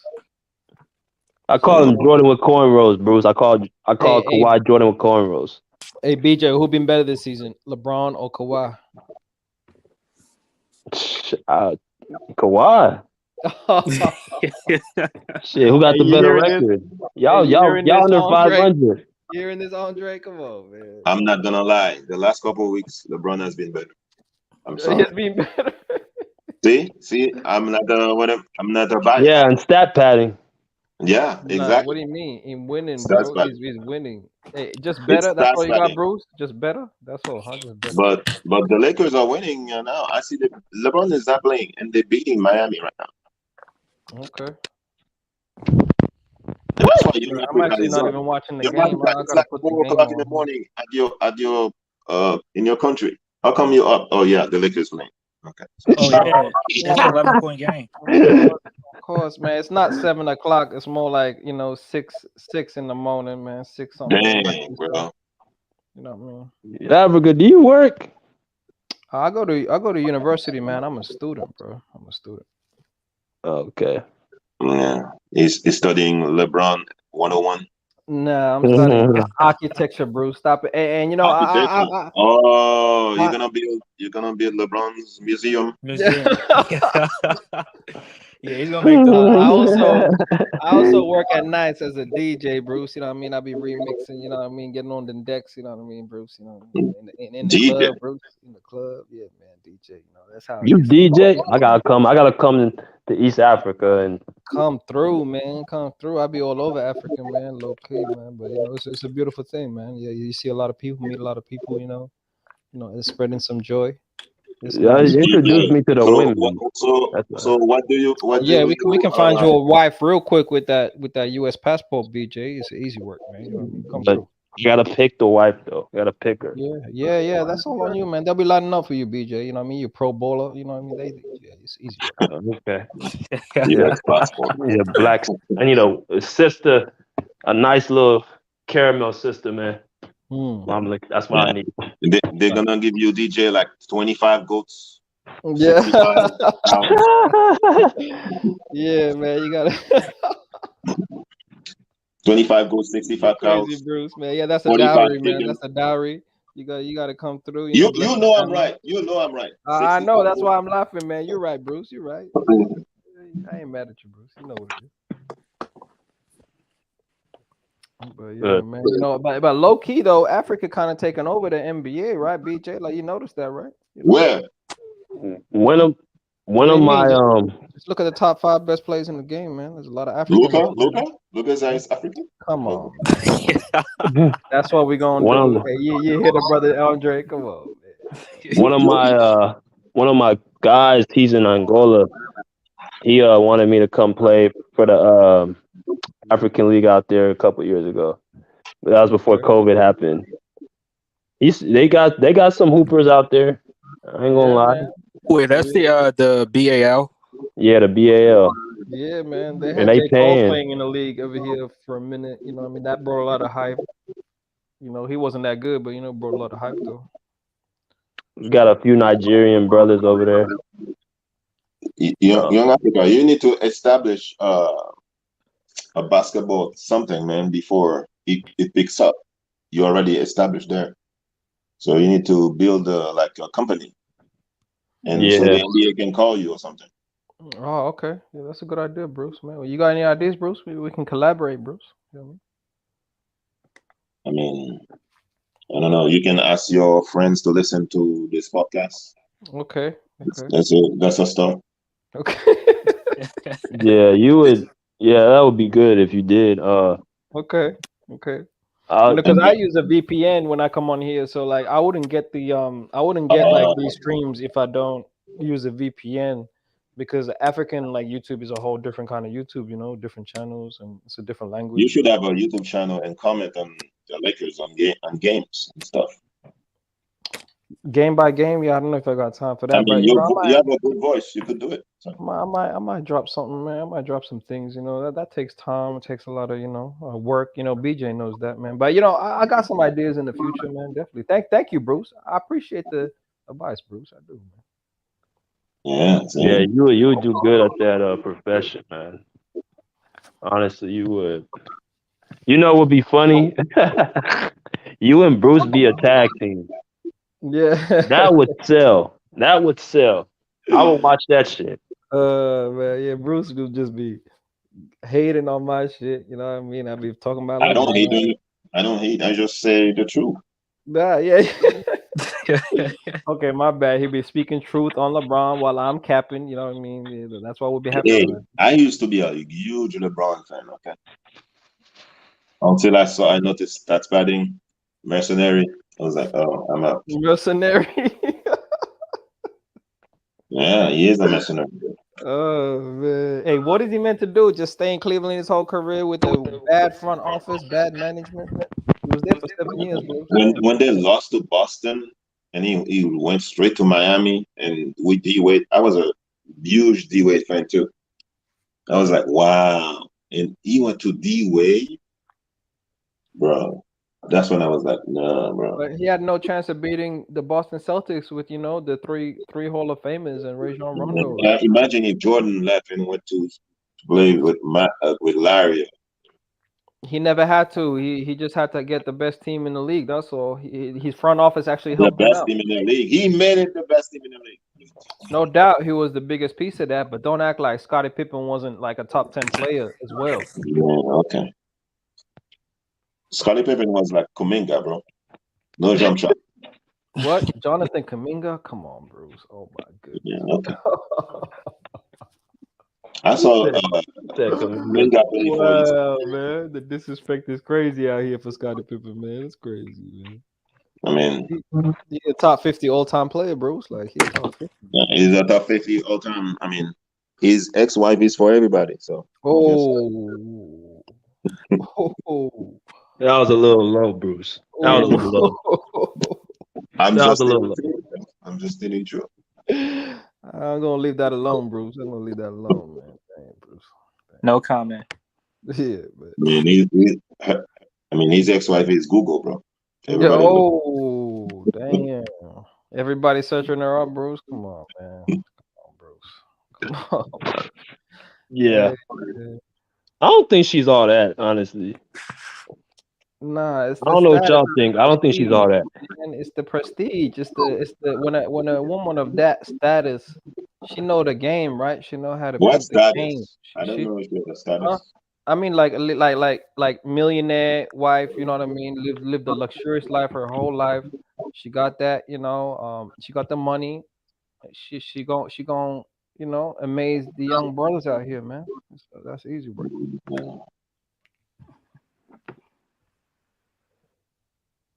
But the Lakers are up. You know what I mean? We beating Miami right now, and y'all better hope that AD don't come back and we make a couple trades. You know, I hope AD comes back. I hope AD comes back. Why you say that, Bruce? You hope AD comes back for what? Man, I really hope we play the Clippers in the first round, man. I hope we make the play-in. Yeah. I hope we get the 8th seed Sweep. or 7th seed. We could get the You 7th y'all seed. don't want that. Maybe the Clippers are the Because y'all 2nd don't want seed. that. Y'all don't want that. Y'all might finish the 2nd seed. We the 7th seed. Ooh, that's gonna be a sweet matchup, bro. Like it's gonna be sweet. Y'all I don't want definitely that. do Y'all Africa. I definitely do. Hey, what y'all gonna do Okay. with Anthony How Davis, bro? what he gonna stop It's himself. gonna be a sweep. He gonna stop himself. Like Kes said, you just hope for a safe landing with Anthony Davis. Yeah, that's true. Just hope That's for a true. safe landing. Yeah, and Pagan up in here saying technically Giannis is But European, not how y'all gonna Nigerian. beat us? How y'all gonna beat our depth though? How y'all gonna beat our team though? Yo, Africa, how y'all gonna beat us? Hey, first off, you can't play 10 dudes 48 minutes, right? So you're gonna have to pick and choose who you're gonna play. And even though you are a deeper team than us, I feel like our duo at their best is better than y'all duo. It's better. Because I do not expect Paul George to be better than Anthony Davis, or I mean LeBron James. And Anthony Davis at his best and Kawhi at 80% ain't gonna get it done, bro. Ain't gonna get it done. Which is gonna do what? Put pressure on guys like John Wall, I think Reggie Jackson, Marcus Morris. And I don't believe in them dudes in the playoffs, bro. You can keep jacking all them threes. We're gonna give you them, bro. And we're gonna Jacking make up them you beat us. threes. Are you talking about LeBron? No, I'm talking about Marcus Morris and Reggie Jackson. That's what I'm Okay. talking about, bro. Well, you remember when Reggie Jackson? Who's y'all 3-point shooters? Who y'all 3-point shooters, y'all Africa? Kendrick Hey, Nunn? man. Come on, man. Hey, Kendrick Nunn is ass. I agree, bro. I agree. Patrick Beverly, ass, bro. I don't know why we starting this guy. Terrible. He actually just hit a nice spin fadeaway shot. That's crazy. I ain't seen him do that all season. He just The Lakers gonna lose this game, bro. Oh, why you say that, Bruce? You are leading Yeah, y'all by gonna 11. lose. No. Because we're leading by 11, we're gonna lose. Hey, man. Honestly, You better tell LeBron to make sure you don't forget his cane. you talk about first Make sure the cane that he's gonna beat Kawhi Leonard's ass with. That's what he's gonna do with that cane. He's gonna beat Kawhi ass with that. Kawhi Leonard is not a player. The cane I'm gonna hand to him. I'm gonna hand to him by the time he needs a breather by the first quarter. Nah. Get this guy off the court. Oh man, that's a pimp cane. That's what you got to misunderstood. You know what I mean? Because So is LeBron doing load management tonight? Is LeBron doing load management tonight in Africa? LeBron James? Is he doing load management tonight? Oh, he most definitely is, man. Okay. But Kawhi can do it. Right. No, first off, Kawhi been doing it all LeBron season. is not bro. no This man GOAT. misses multiple games, like multiple weeks in a row, not just games in a row. And he misses games in a row. And you know what's crazy? Kawhi missed the last game, and that shit wasn't even a back-to-back. Like what are you doing out here, Kawhi? Like, come on. He was here. He was he was sick. ill, huh? He was sick. Wait, Young Africa, let me ask you a question. So you kind of agree with Big Tone on his channel, but Jimmy be load managing sometimes, and it looks like you don't have no smoke for him, but you have smoke for Kawhi. I've constantly What about said that, Young Africa? Tone, yeah, look at the hype man. Yeah, Young DJ in the Africa. back. Hey, I've told Big Tone multiple times. Jimmy Butler taking so many games off is concerning, and I keep asking him, "Are you concerned about that knee soreness, which is looking more like a chronic injury than just knee soreness and temporary injury?" And Bro, he he's says, not "I got hurt. no problems, but I got concerns about his knee and how bad it really is." And that is an issue for that team too. But I expect Jimmy Butler to play in the second half of the season, all them back-to-backs, and to be a consistent player on that team. But at the end of the day, I still got the same smoke for Jimmy. And Jimmy be coming out for us, bro. Like, he be missing games. But the last two, we played the Miami Heat like a week or two ago, and we played him again. And he be always be ready to play the Lakers, bro. Like, get your ass out of here, bro. But bro, he's not hurt. Why is he taking games off? Why is he taking games off? Hey, come on, bro. We all saw this man limping in the playoffs last season. He's not hurt. He got 3 months off. What's the excuse? And you know, all I got to say about that is it seems like it's more of a chronic issue than an actual just like a knee soreness. It ain't just no temporary knee soreness. It's a chronic knee issue that he literally has to manage for the rest of his career. That's what I'm saying. Just like Kawhi Leonard doesn't have the same situation. Kawhi Leonard does have the same situation. So why you got more smoke for Kawhi than Jimmy? Why do you say I got more smoke for Kawhi? What have I done Because to you have more going smoke? big tone channel. And I don't know if because he's a Miami Heat fan, you kind of in support with load managing when you're over there. But when you come over here, In it's support? like Hey, hold up, bro. bro, How yeah, am I you being said in you support? support that the last time. Yeah, young How did I Africa. say What I about all support that? though? When did I Yeah. say that, bro? Come on, bro. When did I Bro, say you that? did say that, bro. I did not say that. I was Don't do on there that, bro. with you. I did not be in support of load management. I said if he's really injured and he's really hurting, then he should sit out for like a week or two to get that shit right. There ain't no point playing the game, missing the game, playing the game, and missing the game, bro. That's what I said. But I've Bro, never he's been in not support hurt. of load. Huh? He's not How hurt. do you know he's not hurt? They're saying that he's got right knee injury management, bro. That's what they've Man, been that's putting a on lie. injury. He's That's the not hurt. same thing they did to Kawhi, man. Like when Kawhi, we Bro, say he got knee injury management, we be like, nah, Kawhi gotta play. He gotta play, yeah. BJ. He gotta play, BJ. You're not keeping the same saying- energy, bro. You ain't keep the same No, energy, young I African. do keep the same energy. I hold Jimmy No. Butler accountable, and I said that he has to play eventually. And if he's really hurt, just sit him down. Just like I say with Kawhi, if he's really hurt, sit his ass down until he can play back to backs and be fully healthy. But until then, I got the same smoke for Jimmy Butler. I don't know what you're talking about, Andre. That I do Kawhi Leonard, bro. I got the same smoke. Bubba, you know who else? You know who else young African have to smoke for? Zion Williamson. Exactly. You ain't heard him say one word about that dude. He's Well, out another 4 weeks. Hamstring. That's a legit hamstring injury. What do you mean, BJ? What you call a person who came from a torn ACL? Bro, how long has it been, bro? You act like you tore it yesterday. How long has it been? 18 months now, bro. Like, how long does this man need, bro? The first time this year, he said he felt stiffness in the ACL. He took off a few weeks, and then he sprained his ankle. Other than that, he ain't been having no real other injuries. And besides that, he's been really playing. Hey, have you heard me bring up Kawhi at all today, bro? Y'all tripping, man. Today's a first. Every time it's like you come in, you be like Kawhi got to play, BJ. What happened against the Pacers, BJ? He didn't guard Tyrese Halliburton. It's always about this nigga Kawhi. It's always about Kawhi with you. Oh, that's a fact. Young He should have Africa, guarded Tyrese Halliburton. you mentioned Kawhi. You said Kawhi needs to. You said that you cannot wait for the Clippers to play the Lakers, right? And so you can see Kawhi play against LeBron, right? I did say that, yeah. Okay, But I didn't so- bring up his injuries, what I mean. I didn't bring up his injury and why he's not playing. I can understand. All I need BJ to do is to just accept and tell me that he got a chronic knee injury and he has to manage that for the rest of his career. I'm going to let go of Kawhi, bro. I'm going to let it go. No, you're not. You gonna attack it even more as an advantage for the Lakers. That's what you're gonna do. I'm going to say that. If you think I'm gonna admit that to you over my dead body, I was just saying, see, and you're not admitting that, and so you're telling me that he ain't hurt. He just sitting games out because he's trying to manage that knee injury. That's fair enough, man. You know what? When I was pressing Kawhi, I was saying after 16 months, you're not coming back for the playoffs last season to help your team. You made that choice, right? Okay. The doctors claimed that you were ready to come back. It was close. It didn't happen. All good. All right. You're not ready. All good. You come back this season. And to start the season, you come off the bench, bro. Jimmy Butler didn't come off the bench. Jimmy Butler been playing high minutes, and he's been missing games all recently, and that's because he had an ankle injury as well. He's had knee issues, and this dates back to the playoff series, right? But he's been playing high-level minutes when he's in the game. I haven't seen that from Kawhi until the last couple weeks, and I've been laying back off Kawhi.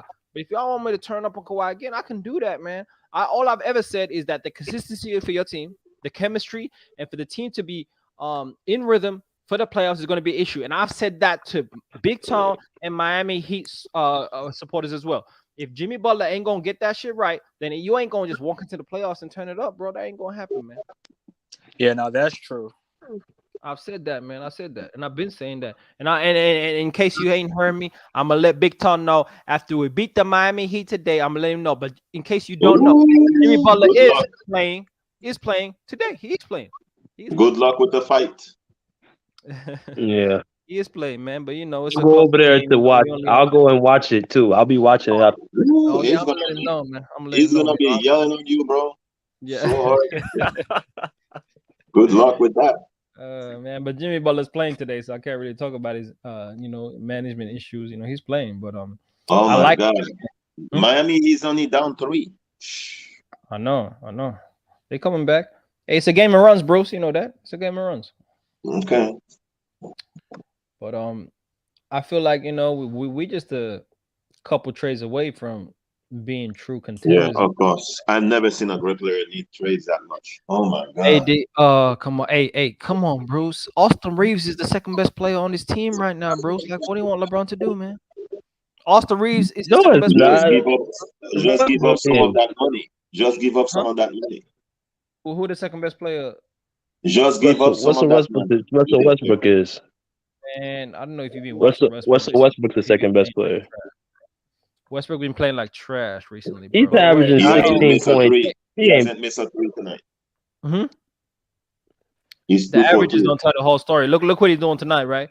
He got 12 points, 5 rebounds, 6 assists, 6 turnovers, bro, at the half. Come on, BJ.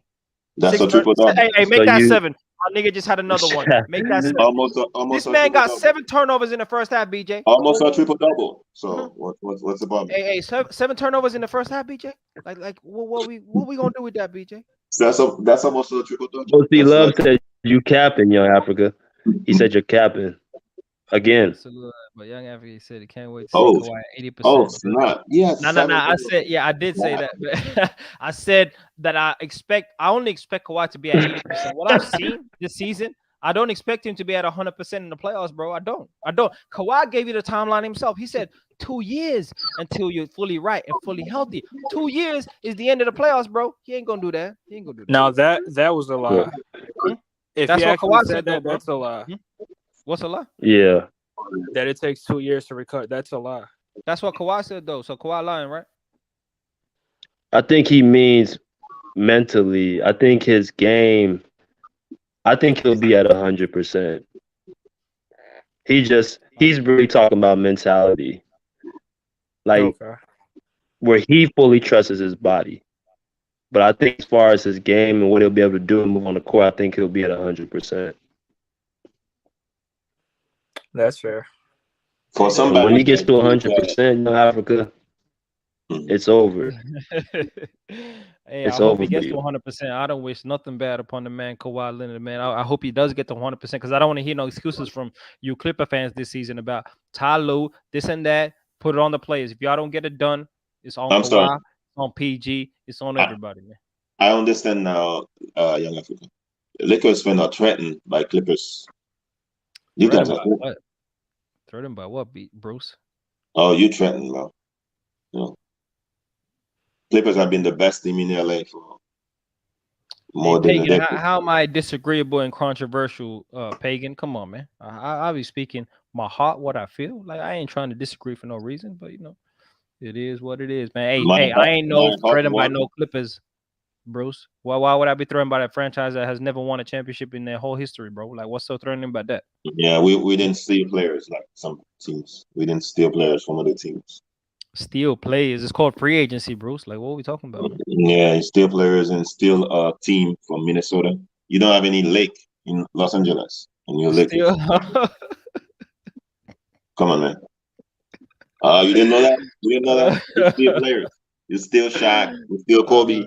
You steal players, bro. Steal? That was a free agency, man. Unless they don't want to pay Shaq, man. So we gave him that 120, man. Like, that's what we do. Yeah, okay. You steal. Hey, You steal the last stuff. Yeah, Africa. When Kawhi gets back to 100%, you know it's over, right? Over for who, man? The whole league. I don't think so, man. Hey, I honestly think Andre, BJ, Bruce. I think that the championship, whoever wins the championship, is coming out the East this season, man. That's a fact. Who's gonna win the championship? Whoever it is gonna Don't come say out the East. Boston. But I personally, 76ers. I got Brooklyn Nets coming out the East. Hey, Young Africa. I got the Brooklyn Nets coming out the East.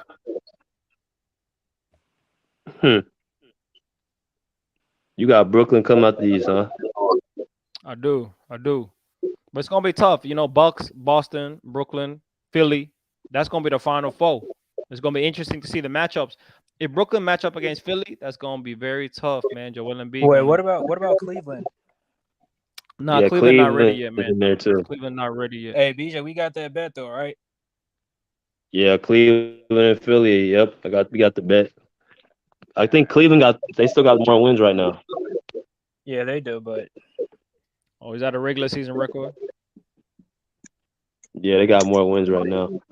I'm sorry, but Cleveland can beat Philly. I'm sorry, bro. nah, they can't. Donovan Mitchell I is don't better think so. than James Harden this year. He's not better than Embiid though. Okay. Uh, Embiid cannot that's do. tough. Embiid That's cannot close. do nothing.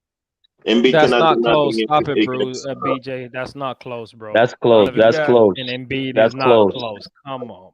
Wait, Okay, Donovan so Mitchell's better what are than we Embiid? measuring? Hold on. What are we measuring though?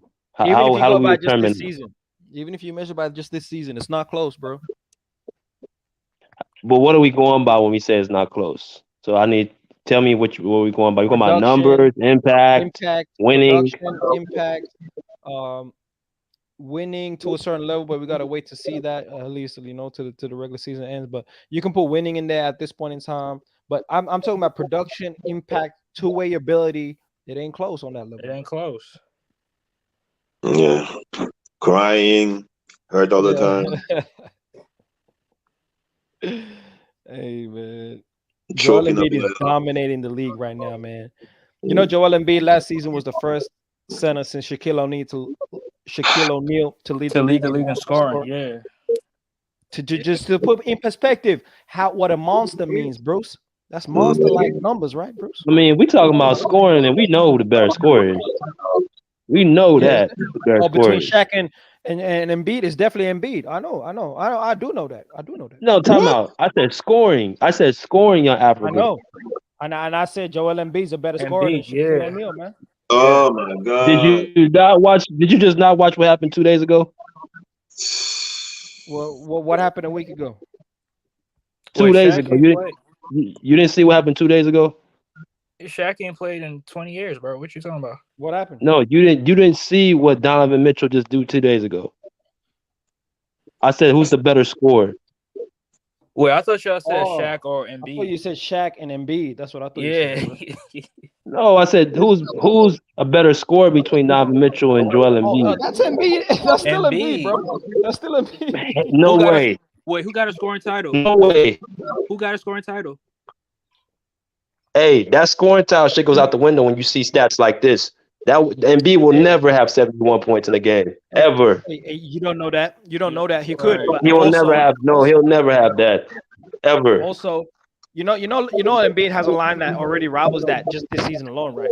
He had 59 points, like 13 rebounds, 8 assists, and 7 blocks, bro. How you feel about that, BJ? I said offensively, 71 points. He is not a better scorer than Donovan Mitchell. He averaging more points than Donovan Mitchell, even with the 71, man. What are we talking about? Wait, BJ. He's not a better scorer. Just because you score more points doesn't mean that you're a better scorer than somebody. Exactly. He can score in more ways. He can score in more ways. Wait, is Sadiq Bey a better scorer than Kawhi? If who? Sadiq Bey. Because his career high is 50 points. Kawhi's career high is 45. Even if not just the single. I'm talking about just his ability to score. Donovan Mitchell can score in every facet of the game. Hey, who's a more dominant scorer, BJ? Embiid or Donovan Mitchell, bro? And Donovan Mitchell's a more explosive scorer. He said dominant scorer. Of course, you're gonna put dominant because that's entails that he's bigger than Donovan Mitchell. That's why you say dominant. No, I'm saying who's the better overall scorer, who can score in more bunches and in more of an explosive way. The only thing that he does better in terms of offense is shooting, bro. Everything else, low post, mid range, shot creation, mid range. No, mid range. Donovan Mitchell, easy. No, Embiid. Easy. I don't know about easy, man. Come on. Mid range, definitely Donovan Mitchell. 3-pointer, Donovan Mitchell. More athletic, Donovan Mitchell. But hold up, Andre had an amazing stat. Did you say that Kawhi has never scored more than 45 points in a game, Andre? What? He hasn't. What? What, BJ? He scored 40. He scored 40. He scored 45 points against Luka. Yeah, that's what I said. He never scored more than 45. Hey, LeBron in year 20 just dropped 47, BJ. What we talking about, man? What? Hey, that's fine. My guy wants to win. My guy's a winner. Yeah, but My I guy's mean, a my winner. point He was, still ain't got as many chips, man. Stop it, my man. point was, I mean, even though Kawhi's never scored 50 points, Sadiq Bey's not a better scorer just because he scored 50 points. That's the point I was trying to make.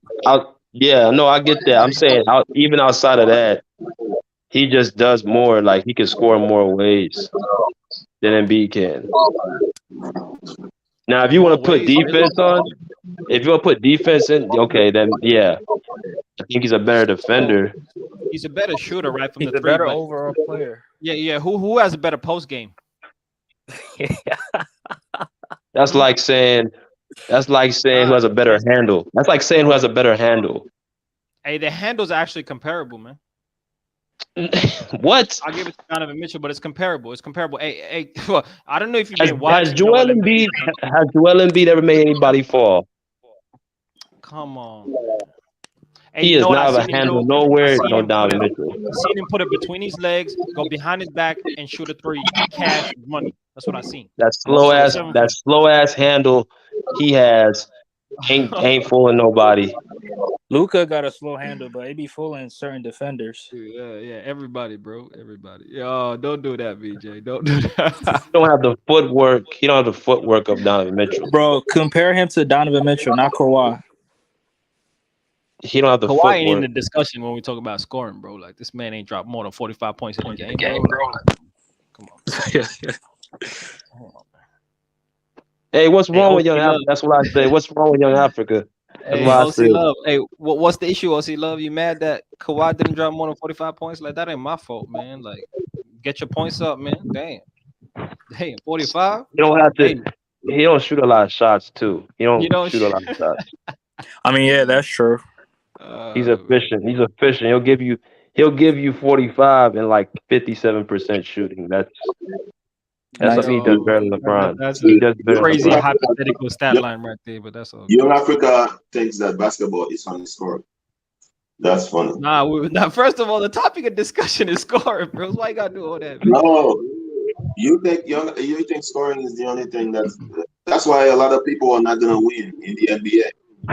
Hey, look. Because they think scoring is the only thing important. But wait, Kawhi's a better scorer than LeBron. I'll tell you that. No, he's not. Hey, what are you on, bro? Are you Yeah, serious, Bro, would he say can. that too. Bro, he can shoot the I'll three say that too. better than LeBron. He can shoot the free throw better than LeBron. He's a better mid-range shooter. He can score from anywhere on the floor. LeBron is a better finisher around the basket. I give him that, but that's it. Hey, keyword you said can, but he ain't done it because every season in his career, he ain't averaged more points than LeBron. LeBron has got a higher career average. He got a higher playoff average. He's more efficient from the field. Bro, who takes the most shots? Percentage? Like all that, bro. All that. Who takes the most shots? Who takes more shots? Yep. Yeah. Hey. BJ just said Kawhi don't take that many shots. You know what Kawhi's career so high? That's why LeBron is averaging more points than Kawhi. Kawhi's career high in shot attempts is 32. LeBron's is 36. That ain't a major difference. The difference is LeBron dropped 61. This man dropped 43 on 32 shots. That's the difference. You're gonna have I'm talking about average. LeBron is shooting like 23 shots a game. Hey, that ain't my problem. Yeah, bro. LeBron shot when Kawhi shot his career high 19.9, pretty much 20 shots a game, he averaged 27 points, bro. You act like he's some elite level scorer on 47% shooting. Like, come on, stop it, bro. Bro, who's a better three-point shooter? Oh, okay, Kawhi. Okay. Who's a better free throw shooter? Okay, Kawhi. Who's a better mid-range shooter? Kawhi. Who's the better? What has LeBron done? Oh, that's a good one. He scores better. See, at the end of the day, just by driving to the basket. Hold on. See, no. See, what you're talking about is skill. Like, for example, if I measured Shaquille O'Neal versus Kawhi, you tell me, bro, who's a better scorer between Shaquille O'Neal and Kawhi? Because Kawhi can do all that and more better than Shaquille. But who's a better scorer to you? I'll go for Kawhi because he's more versatile. That's why you don't. Bro, he's more versatile. That's why he's more versatile. That's why. Hey, see, versatile ain't better, bro. At the end of the day, don't matter how you get it done. You got to get it done, bro. And LeBron's got it done in his career. Shaq got it done. Kawhi ain't got it done when you talk about scoring like that, bro. So we can't talk. All right, let me ask you this, bro. Let me ask you this simple question. Easy work, man. Who's the better scorer, Iverson or Kobe? Kobe.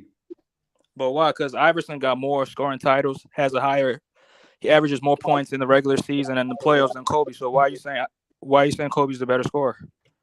At their peak, he averaged more points. He was a Kobe averaged better 35. elite level Iverson scorer. never averaged 35.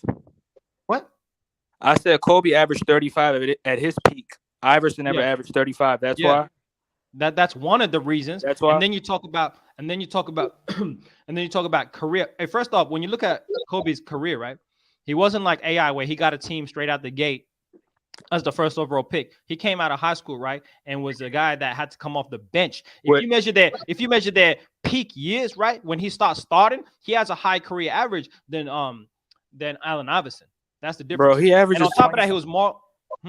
He averages 25. Iverson averages 26.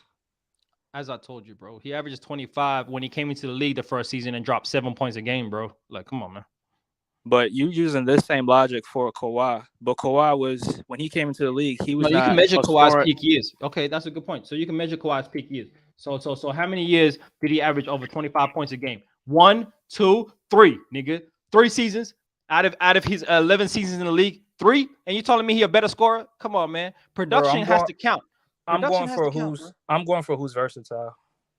Yeah. Versatile is a whole different conversation, bro. But production, when you say better, you gotta produce. You gotta show me. You can't have all that talent in the world and not produce. Come on, man. But Iverson produced more than Kobe. So why is Kobe a better scorer than Iverson?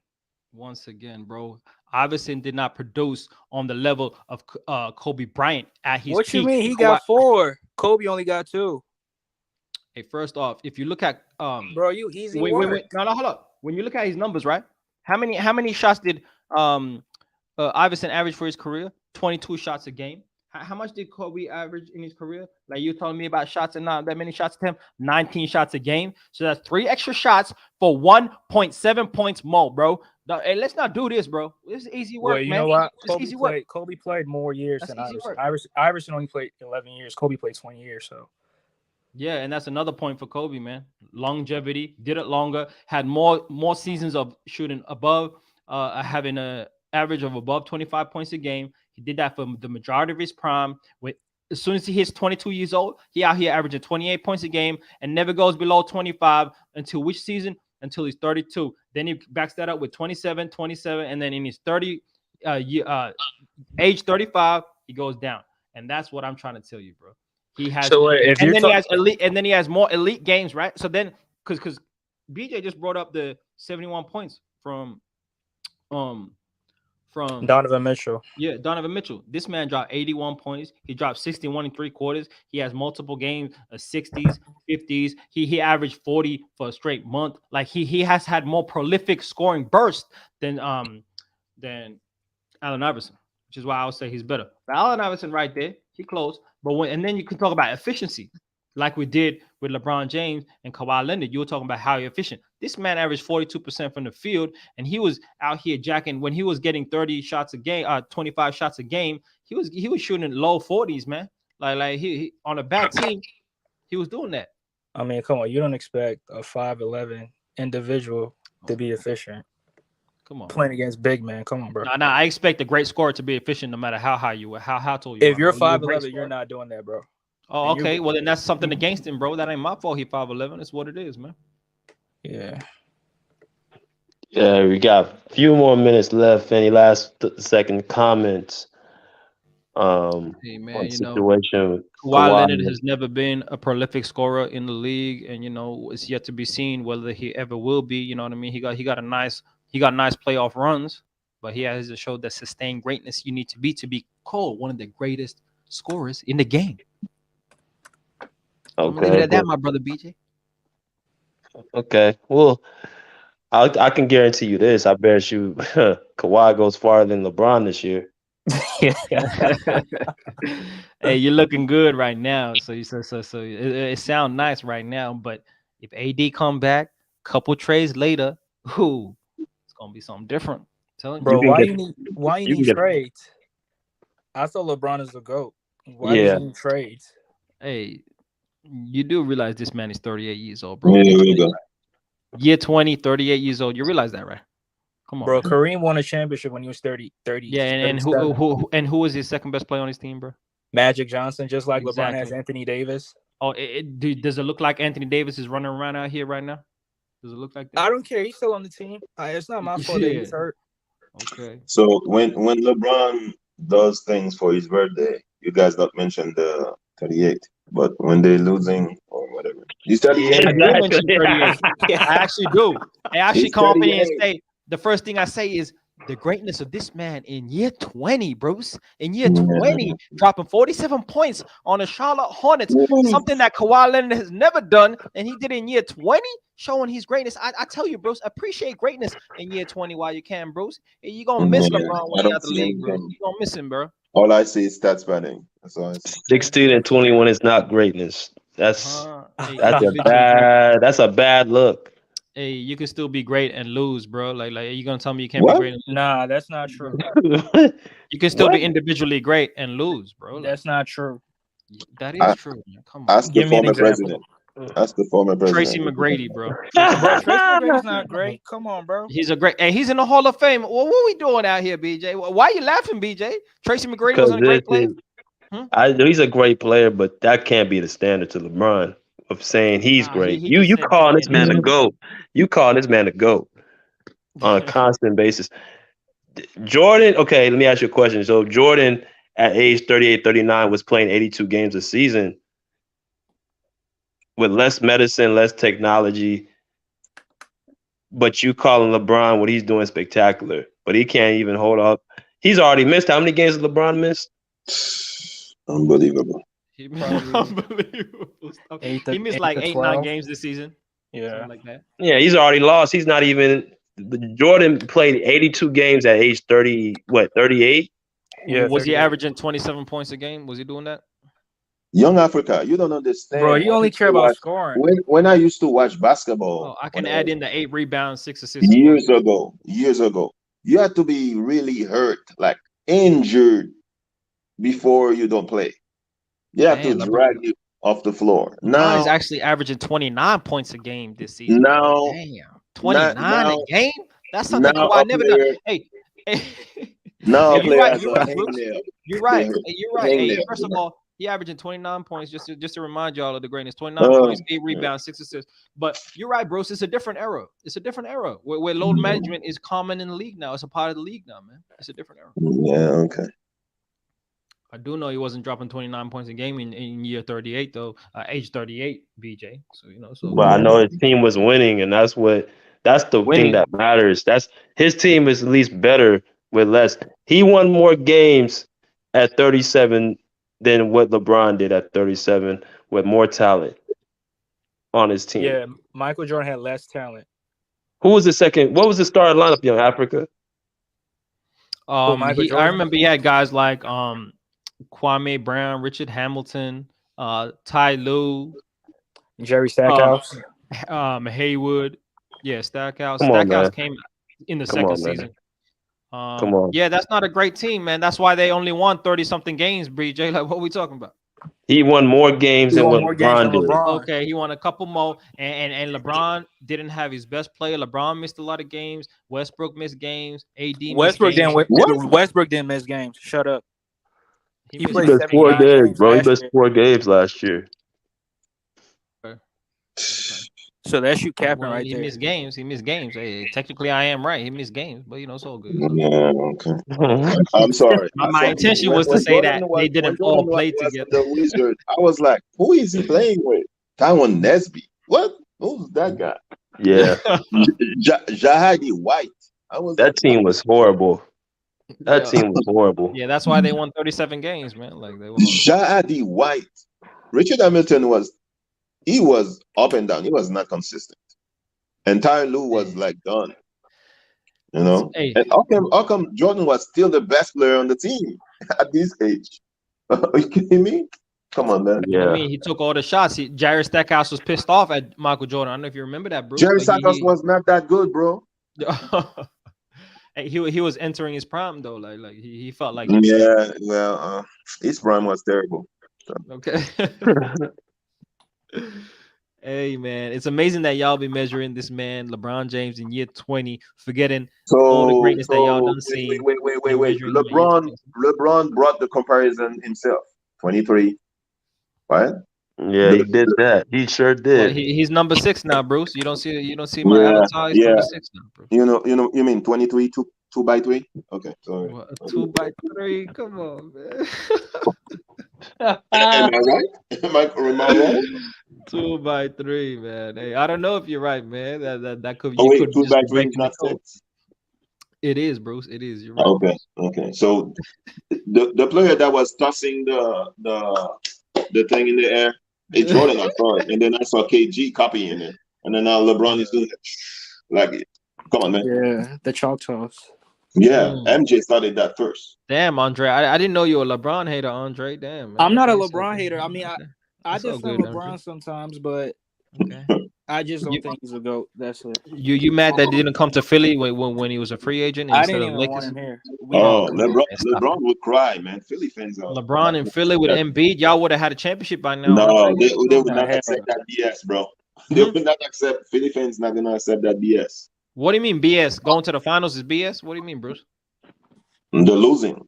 They're choking. Come on, man. The championship. Hey, if LeBron won a championship in Philadelphia, they would have a statue out there waiting for him, bro. No, they already have a That's statue. a A lie. winner, Rocky. Rocky is enough. That's They not a don't lie. need it. Bro, If we you don't win even have a championship, that's statue. We don't have a statue of Dr. J or Moses Malone. We'll never have a statue. Yeah, you guys are disrespectful to your all-time greats. How you doing that, man? That's crazy. That's crazy. They have a statue of Rocky, so that's enough. And he was fictional. Hey, BJ, is Kawhi getting the statue? Yeah, he'll get a statue after they get this championship. Nah, definitely. That will be more impressive than what LeBron did with those 2 titles in Miami, Young Africa. You know that, right? You know that, right? I don't know that. You do know that, right? I don't know. Hell, what Kawhi did with his championship was more impressive than those 2 titles in Miami that he did. That 1 title in Toronto. In Toronto, I don't know yeah. that.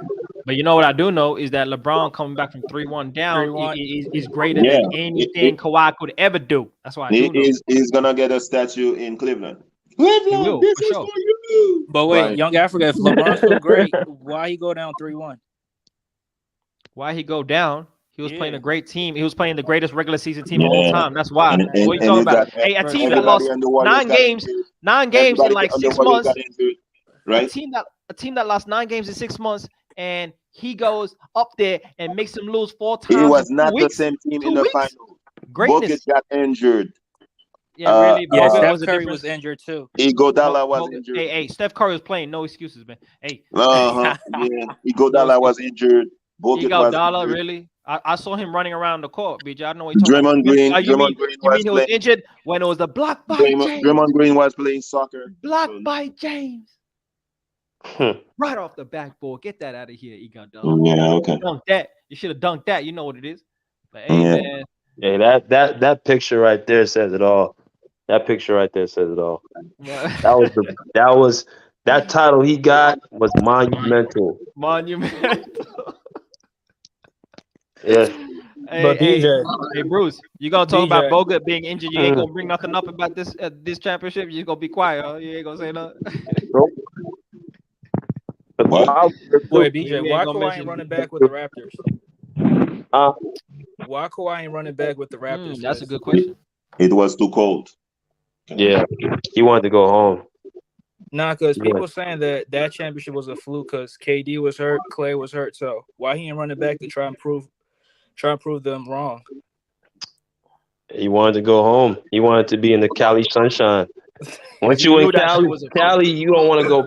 Once you come to Cali, you don't want to go back nowhere else. Yeah, when I see those taxes, I left. Nah, Andre, the real answer. they're The hot. real answer is that They Kawhi hot. knew that it was a fluke, and he knew that shit wasn't gonna get it done the next season. So he bounced, man. He knew that.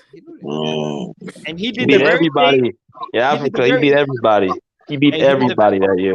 He beat did the very Embiid. thing that Bruce hates on LeBron. He went and stacked with Paul George. He said, "I ain't coming to the Clippers without Paul George." He made him trade all their young players, Shea Gilgeous-Alexander, all the picks for the next 10 years. Just and like shit. AD in and, Orleans. and, Just and like looking like a AD, mercenary, right, Kuzma, Bruce? AD, Mercenary, right, Kuzma, Josh Hart. I just want you to keep What's the the same other guy? energy, man. Huh? What's the other guy?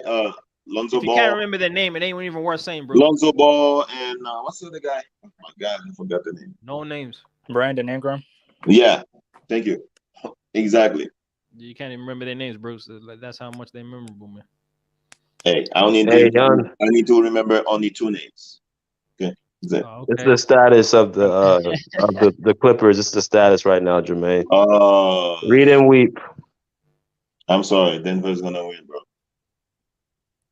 He's out. I thought you said Denver is not good, bro. Denver is not that good, but Clippers are missing too many players. You're only missing Nico for sure. Paul George is playing? He's questionable. Yeah, he's not playing. He shouldn't play. Yeah, I wouldn't play either, but that's why we have depth. That's why you got depth. Yeah. As long as I got number 2, anything's possible. That guy come on, in Denver OC is a Love. monster. That guy is Yeah. Denver monster. We out here making excuses for Kawhi saying it was real cold in Toronto. Come on, man. Come on. Let's stop doing that, bro. Hey, black people don't like cold like that anyway. I know I don't. How cold is it in Toronto, man? How Oh, Cold as hell. It's cold as You fuck. ain't been to Toronto? It's cold as Nah, fuck. I ain't been to Toronto. No. Canada is cold. You watch it on TV. Young Africa is in the desert, man. Facing Hey, my Wi-Fi is good though, right, Bruce? My Wi-Fi is real good, right? I mean, there's no trees, so of course you ain't gonna. Yeah. Yeah. Hey, man, we're the land of the green forest, man. Beautiful lands, bro. You should Yeah, come green check it out, forest. man. Come Did check it out. you see Eddie Murphy? Come try.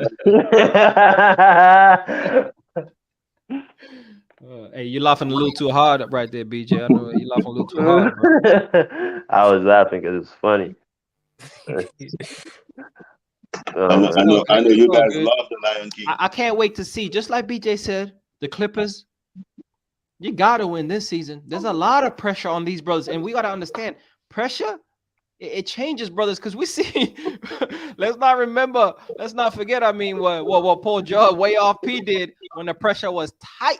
You know what I mean? Even Kawhi when the pressure was tight, man. So hey, Just like the LeBron pressure is at on. Cleveland The with pressure pressure. either make diamonds or make brothers crumble LeBron out left. here, BJ. You would understand. LeBron understand pressure. He left Cleveland. Yeah, 10 finals, 4 championships. Yeah, he understands Yeah, pressure. to get Oh. How many Jedi Master, losses?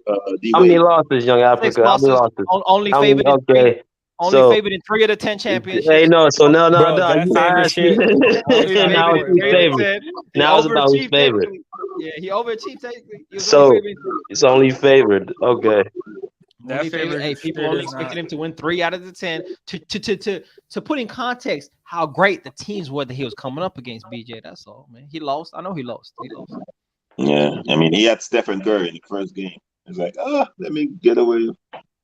Oh, you talking about with KD, bro? Like, come on, man. Hey, Jordan Bulls ain't you beating that kidding me? KD Warriors team, bro. Jordan Bulls ain't beating that. I thought he was gonna win game 1. I was like, oh yeah, he's gonna win. Oh, honestly, to me, that's the best LeBron game ever, bro. Was that game 1 in the finals, man? 51 points. That's the best game ever. Yeah, and they lost, right? I know. See, I don't measure players on win and losses, man. Like you can still be great Yeah, and of course, lose. Bro, you're you not. have to. You're a LeBron No. fan. Okay, You can so, still. Hey, when we measure their greatness, you put the losses into context. But like when you play great and lose, that ain't no like lowering the status of how great you were, bro. I don't think that is. I don't do that. Yeah, I mean, he played great. If you play trash and lose, that's different. If you play trash and lose, that's different. 2011, trash and lose, that's different. That's a stain on his legacy. But dropping In 51 2007. with Dellavedova and J.R. Smith, bro, against KD Warriors, that is all time. And that's like, if you want to watch a game, right, where a player is, if you want to watch, hey, first off, all these people also mentioned Jordan 63 points in the playoffs, and he lost against Larry Bird. So like we ain't gonna do that. There's full of history of players playing great and losing. Wait. When he was playing against Larry Bird, he was not only Larry Bird. He was not only Larry Bird. He was Robert Parrish. Okay. Kevin McHale. Okay. What about LeBron James? Who was he going up against? KD, Steph Curry, 2 MVPs in their prime. He had Kyrie and Kevin Love. 2 MVP. Did the Boston Celtics have 2 MVPs in their prime on that team? Yeah, that's what I thought, Bruce. That's what I thought. What are you talking about? You're talking about Did they have 2 MVPs like KD and Steph Curry on the team at the same time when Jordan dropped 60-something points? Did they have that? Bro, they had a top 10 power forward. No. Answer my question. They had this and that. Answer my question. They had a top 10 small forward, a top 10 power forward. Answer my question. Are you serious, bro? Bro, he was going up against four Hall of Got you, Famers. bro. Kevin McHale ain't won no MVP in the league, bro. Stop that cat. The team Nah, had Kevin McHale's a Dennis Hall of Johnson. Famer. The team had Dennis Johnson, Hall of Hey. Famer. Kevin and Bill Walton on the bench, Hall of Famer. Okay. Great Okay, team, they no have doubt. Danny Hinch. Danny Hinch could play, bro. Danny Hinch. Could play. Oh, we mentioned it. Could play. Could play, guys. Hey, all I want you to do. Oh, okay. I'm not saying that's not a great Danny team. Hinch cannot play. Okay, That's a great team. Hey, Danny Ainge ain't no guy that you should be mentioning on that team. There's a lot of great players before Danny Ainge. Come on, But man. Young Africa, you Danny know Ainge is a that. guy that averaged like 10, 11 points a game for his career. Hey, at the end of the day, on that team, all-time great team on the Boston Celtics, no doubt. But I want you to keep the same energy, Bruce, when you mention KD, Steph Curry, Klay Thompson, Draymond Green. Mention all these guys too, Bruce. Keep the same energy, man. German Green can score. Man, it's just a measurement. Hey, Bruce, this is for the same guy that said scoring is not everything, and now it's not scoring, Bruce. Okay, Bruce. I see you, Bruce. I see you. Draymond But Green. Young Africa, that team was one of the greatest teams of all time, though. Just like the KD Warriors is one of the greatest teams of all time. Oh, please. Yeah, but bro, LeBron had more help than Jordan did. No, he didn't, bro. Hey, tell me the help that LeBron had. Tell me. Kyrie kidding Irving, me? Kevin Love, that's help. They Hall of Famers in my eyes. Now name the Hall of Famers that Jordan was Kevin playing Love was help, bro.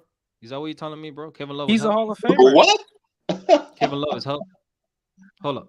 Y'all tripping, man. Y'all Bro, tripping. Kevin Love was tripping getting me him. out first off. Y'all Bro, tripping me out with this So if cat, he's bro. not help, how they win the championship in 2016?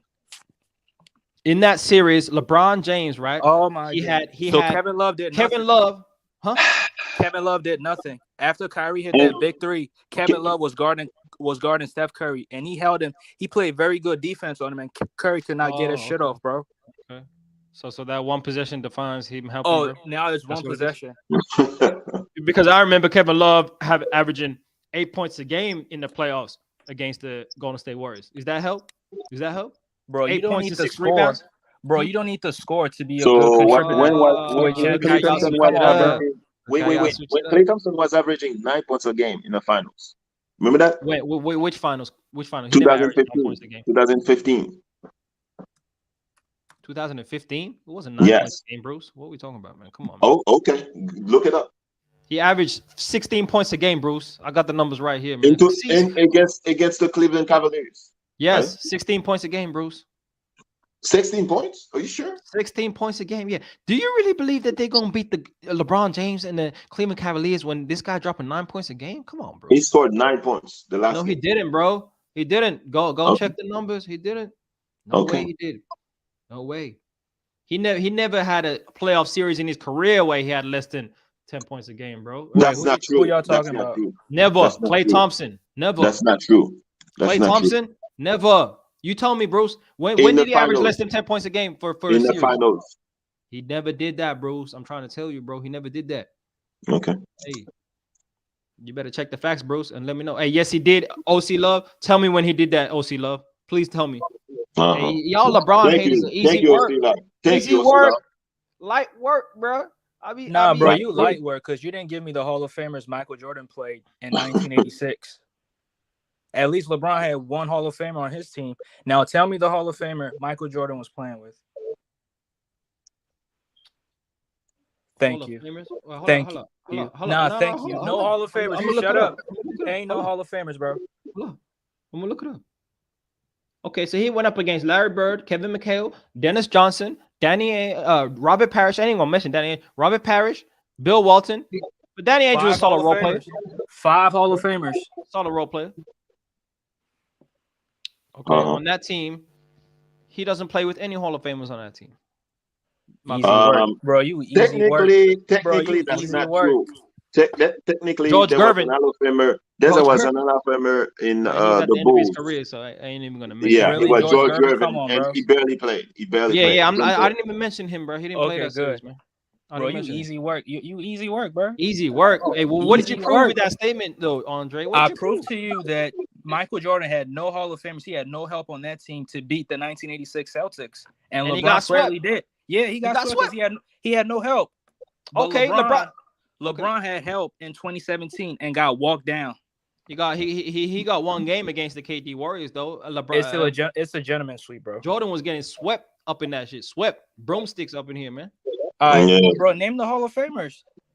So I know Jordan did get swept in the finals 2 times.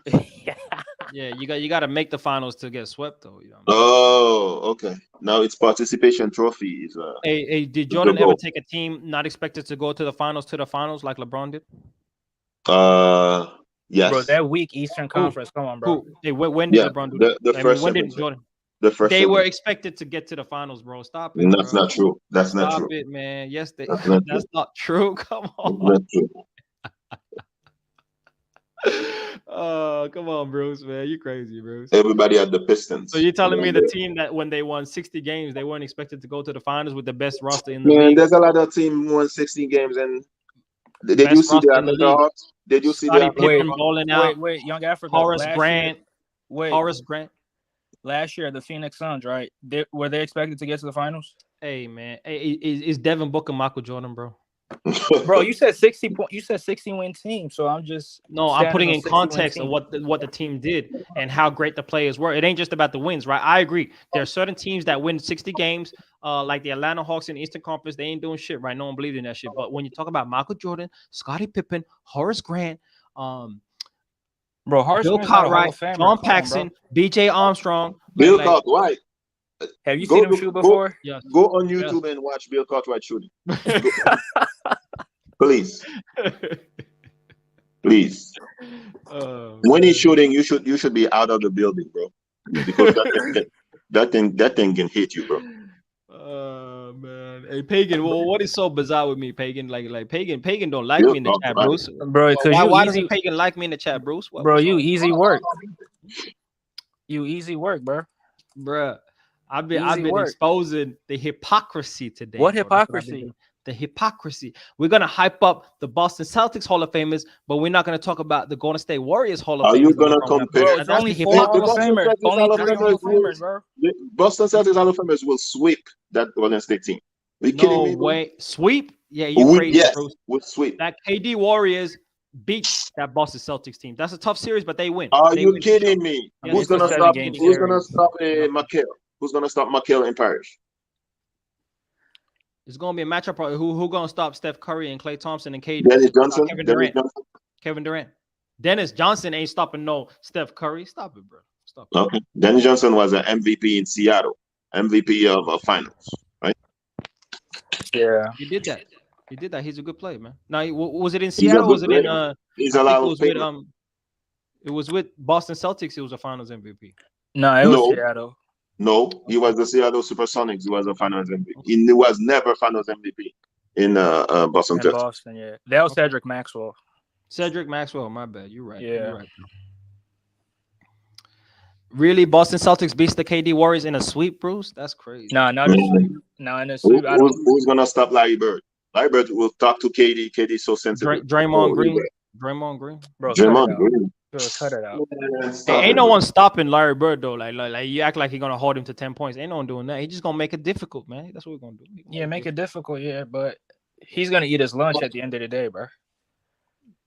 Yeah, and he gonna still lose though. While he eat his lunch, he gonna lose. Yeah, okay. Wow. So like the KD Warriors was not that great of a team, huh, Bruce? Not that great. I mean, they almost lost to Houston Rockets with James Harden.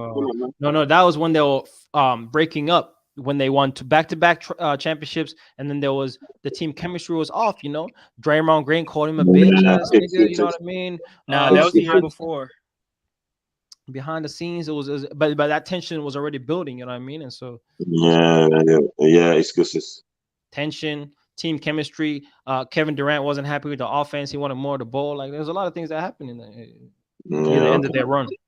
They weren't so united like that first season. They were unstoppable. That 2016 team, bro, that takes out any team in NBA history outside of the hottest matchup for them would have been the Showtime Lakers, man, and that's a tough series. That's all. The 2016 team is not that good. They beat the Jordan Bulls. They beat the Larry Bird Boston Celtics. All that, bro. 2016 team is not that good. They lost to the sorry Cleveland Cavaliers. Please. Yeah. I'm talking about the KD Warriors, Bruce. Bro, I don't think the KD Warriors. That's 2017. Oh, I don't 16, think 17, like they came together 16, 17. Okay, Bruce. Okay, you can do that. It's I don't think 2017 the then, Bruce. I don't think the KD Warriors they beat Shaq and Kobe Lakers. That's a sweep. That's just Hey, I can understand Shaq being a mismatch, right? But at the end of the Yeah. day, the on the other side, when you run pick and roll coverage, what's Shaq gonna do when he gets switched on to Steph Curry, Kevin Barbecue Durant? What's gonna barbecue happen? chicken. Barbecue What's gonna chicken. happen? Yeah, You're barbecue gonna chicken. fall out. You're gonna fall out so bad trying to guard Shaq. Please, Draymond Green. Please, come on, man. Nah, Who's gonna guard Shaq? in that series, you have to go big, and so Kevon Looney, Kevon Looney. he's gonna Kevon play Looney's that not series. big. He's gonna play that series. Kevon Looney's gonna bang. They had Zaza Pachulia. They had David West. You know what I mean? Like Zaza Pachulia play against Shaq. It's not. It was barbecue chicken, teriyaki chicken. hey, threes more. Hey, threes are more than two though, Bruce. That's what I'm saying. Threes more than two. The threes don't fall all the time. Who's gonna Hey, guard man, Kobe? on them KD Who's gonna Warriors, guard they were Kobe? falling though. They were Who's falling. gonna guard Kobe? Who's gonna guard Kobe? Yeah. Klay Thompson, Huh? Andre Iguodala. Take your pick. Hey, Yeah, hey, Iggy would do a Iguodala better play job against than Clay. Iguodala play against Kobe, please. Barbecue chicken. Hey, who's gonna guard Kevin Durant? Twitter. Exactly. See, you don't want to have the conversation. Who's Bruce. gonna guard Kevin Durant? All I'm saying is that that's a tough series, Bruce. That's all I'm trying to tell you. It's a tough series. Yeah, But they beat the '96 Bulls. They beat the Kobe Shaq What? Lakers. They beat the Bro, Larry they Bird. beat the Celtics. 96 Bulls. Come on, bro. They beat the '96 Bulls. I'm talking about the best Bulls. They beat them, bro. They don't. Man, Come on, bro. They do. you didn't watch the Bulls, bro. They had three players, one off. Bro, you're only saying that to kind of elevate LeBron. No, not at all. They were the best offense, one of the greatest offenses in the NBA history, and they were number 2 in defense, which means they were also an elite defense that season. And so they actually did play defense. You know what you have to do to beat the KD Warriors? You got to score like 120 points minimum, bro. And that Chicago Bulls team wasn't a great offensive team, bro. They were a great defensive team. They were not a great offensive team. So let's not cap out here. They're gonna Jordan can get his, and then Scottie Pippen out here, he gonna average like 12 points. Everybody else below 10, man. It's a wrap, bro. It's a wrap. Tony Kukoc locked up. Steve Kerr locked up. Who else, bro? Tony Kukoc Paxson locked up. Come on, man. Okay. BJ Armstrong locked up. Like, come on, man. BJ Armstrong was not on the team. See, you don't even know. Yeah, he was. Dennis Rodman doesn't even score. Like what are we gonna do? Draymond doesn't score. Luke Longley, you can't even play Luke Longley that series. You got to bench his ass. You can't play like Luke Longley that series. You can't. Okay. All right. You don't even play. Tony Kukoc, he getting cooked by Kevin Durant. We know that. Tony Kukoc or Scottie Pippen, he can't guard Kevin Durant. Who's gonna guard MJ? And then, do you think Tony Kukoc can guard guys like Klay Thompson or who's gonna guard MJ? That's what I want. Iguodala too athletic for Tony Kukoc. Who's gonna guard MJ? Oh, they're gonna throw bodies at him, bro. They're gonna throw bodies. They're gonna as team defense. They're gonna throw bodies. They're gonna double him, trap him. We ain't gonna let him get his shit off. Scottie Pippen better score 30 for them to win, bro. Actually, make it 40. Make it 40, because we ain't gonna let Jordan. Dennis Rodman is gonna play games with Draymond. He's gonna fall out. Hey, that's a good matchup. I'm picking Draymond Green in that matchup.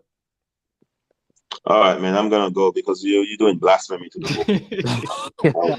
I'm just saying, Draymond Green's a better. I mean, Dennis Rodman better rebounder, but Draymond Green's a better defender than what? Bro, bro, come on, bro. I'm being for real, bro. I'm being for real. The brother left for real, man. Hey, I'm being for real. He's a more versatile defender. He can guard the pick and roll better. You know, he can guard 1 through 5. Like, that's why Andre, man. I got bro, facts. Jason Tatum just shut down Kevin Durant. What do you mean shut down? He held him down. That was a team defense. You didn't see all that in double and triple teams, bro. You act like he was guarding him one-on-one. Bro, Tatum was blocking his shots, throwing the ball straight down his throat. Yeah, when you get doubled, hey, Kevin Durant didn't play a great series. But you know what you can't do on that team? Is double, bro. If you double Kevin Durant, who's open? Steph Curry, Klay Thompson. Come on, bro. You can't double. That's why he was cooking the Cavaliers, bro. He was playing one-on-one all them years he was in Golden State Warriors looking nice. Usually, superstars do not get the luxury of playing one-on-one in the NBA, bro. You don't get that, especially in the playoffs. Yeah, that's true. That was a 2K team, bro. That shit was not fair, man. And so that's why I say, but MJ, you know what you can do? Load up the offense, bro. And we're playing in this era, right? Where you can zone up. There ain't no illegal defense. You can zone up. You can stack and load the strong side, whichever side of the court is on. You load up and stack that, and you bet the shooters to beat you and Scottie Pippen to create off the dribble, bro. And that ain't gonna happen. They ain't gonna score enough, man. So, and do you think that they're gonna hold the Golden State Warriors to less than 110 points a game? I do not think so, bro. Not that team, bro. They're gonna be games where they go off for 140, and you can't do nothing when dudes are hot from 3, bro. Like you can't do nothing. You can't do nothing. So I'm just saying, man. You know what I mean? That would be an amazing series to see, though, man. I believe like in the future there'll be like some artificial intelligence that has some just crazy, realistic simulations on what these all-time great teams would do. You know what I mean? Yeah, I mean you can get that on 2K, but Yeah, that shit ain't very realistic. But yeah, I'm talking about like real hyper realistic with all the advanced stats, all that shit. Stack that in with the errors and the rules, and that should be amazing, man. That shit coming soon, I think. Right. Yeah, hopefully. But yeah, it'd definitely be a great series though. The Bulls and the Warriors. Shit. Definitely, man. Definitely. Hey, BJ, where you at, man? You been leaning back watching me cook these brothers? Is that what been happening, BJ? Bro, you got rotisserie, bro. I cooked you on the scoring on the MJ. Bro, I cooked scoring. Hey, come on, bro. You came out here. Hey, your microphone a little low right now, but you came out here and said that Kawhi's a better scorer than LeBron. Like you lost it at that point, bro. You lost it. No, I didn't, bro. I'm going when I talk about scoring, I want somebody who's versatile, like KD. He can score from anywhere on the field. Like he's not no. Understand that. Yeah. So yeah. Versatile is a different conversation though, but better and versatile. But I see what you're saying, man. He more skillful on offense. Yeah, he got better fundamental play. He got better footwork. He scores in the mid range and the perimeter better than LeBron. But at the end of the day, production counts, man. Production counts. But you know, it's all good. Bro, if you take more shots, yeah, your production is gonna look a little bit. Yeah. Hey, do you think that Kawhi will ever average 30 points a game in a season? Right now, no. Okay, I'm just saying. I mean, if he played on the Magic, he probably could, but on the Clippers, I don't see that. Hey, BJ, man, pull up and shut this down, man. You know what I mean? This cooker session is officially over, man. Yeah, bro. I cooked you, bro. I gotta go cook somebody else, bro. Hey, I'm watching the Lakers in the fourth quarter. You know, we're down by 2 points. I'm about to go cook Big Tone if we win this. If they lose, Lord have mercy, I'm on his ass. All right, peace out, my guy. All right, bro.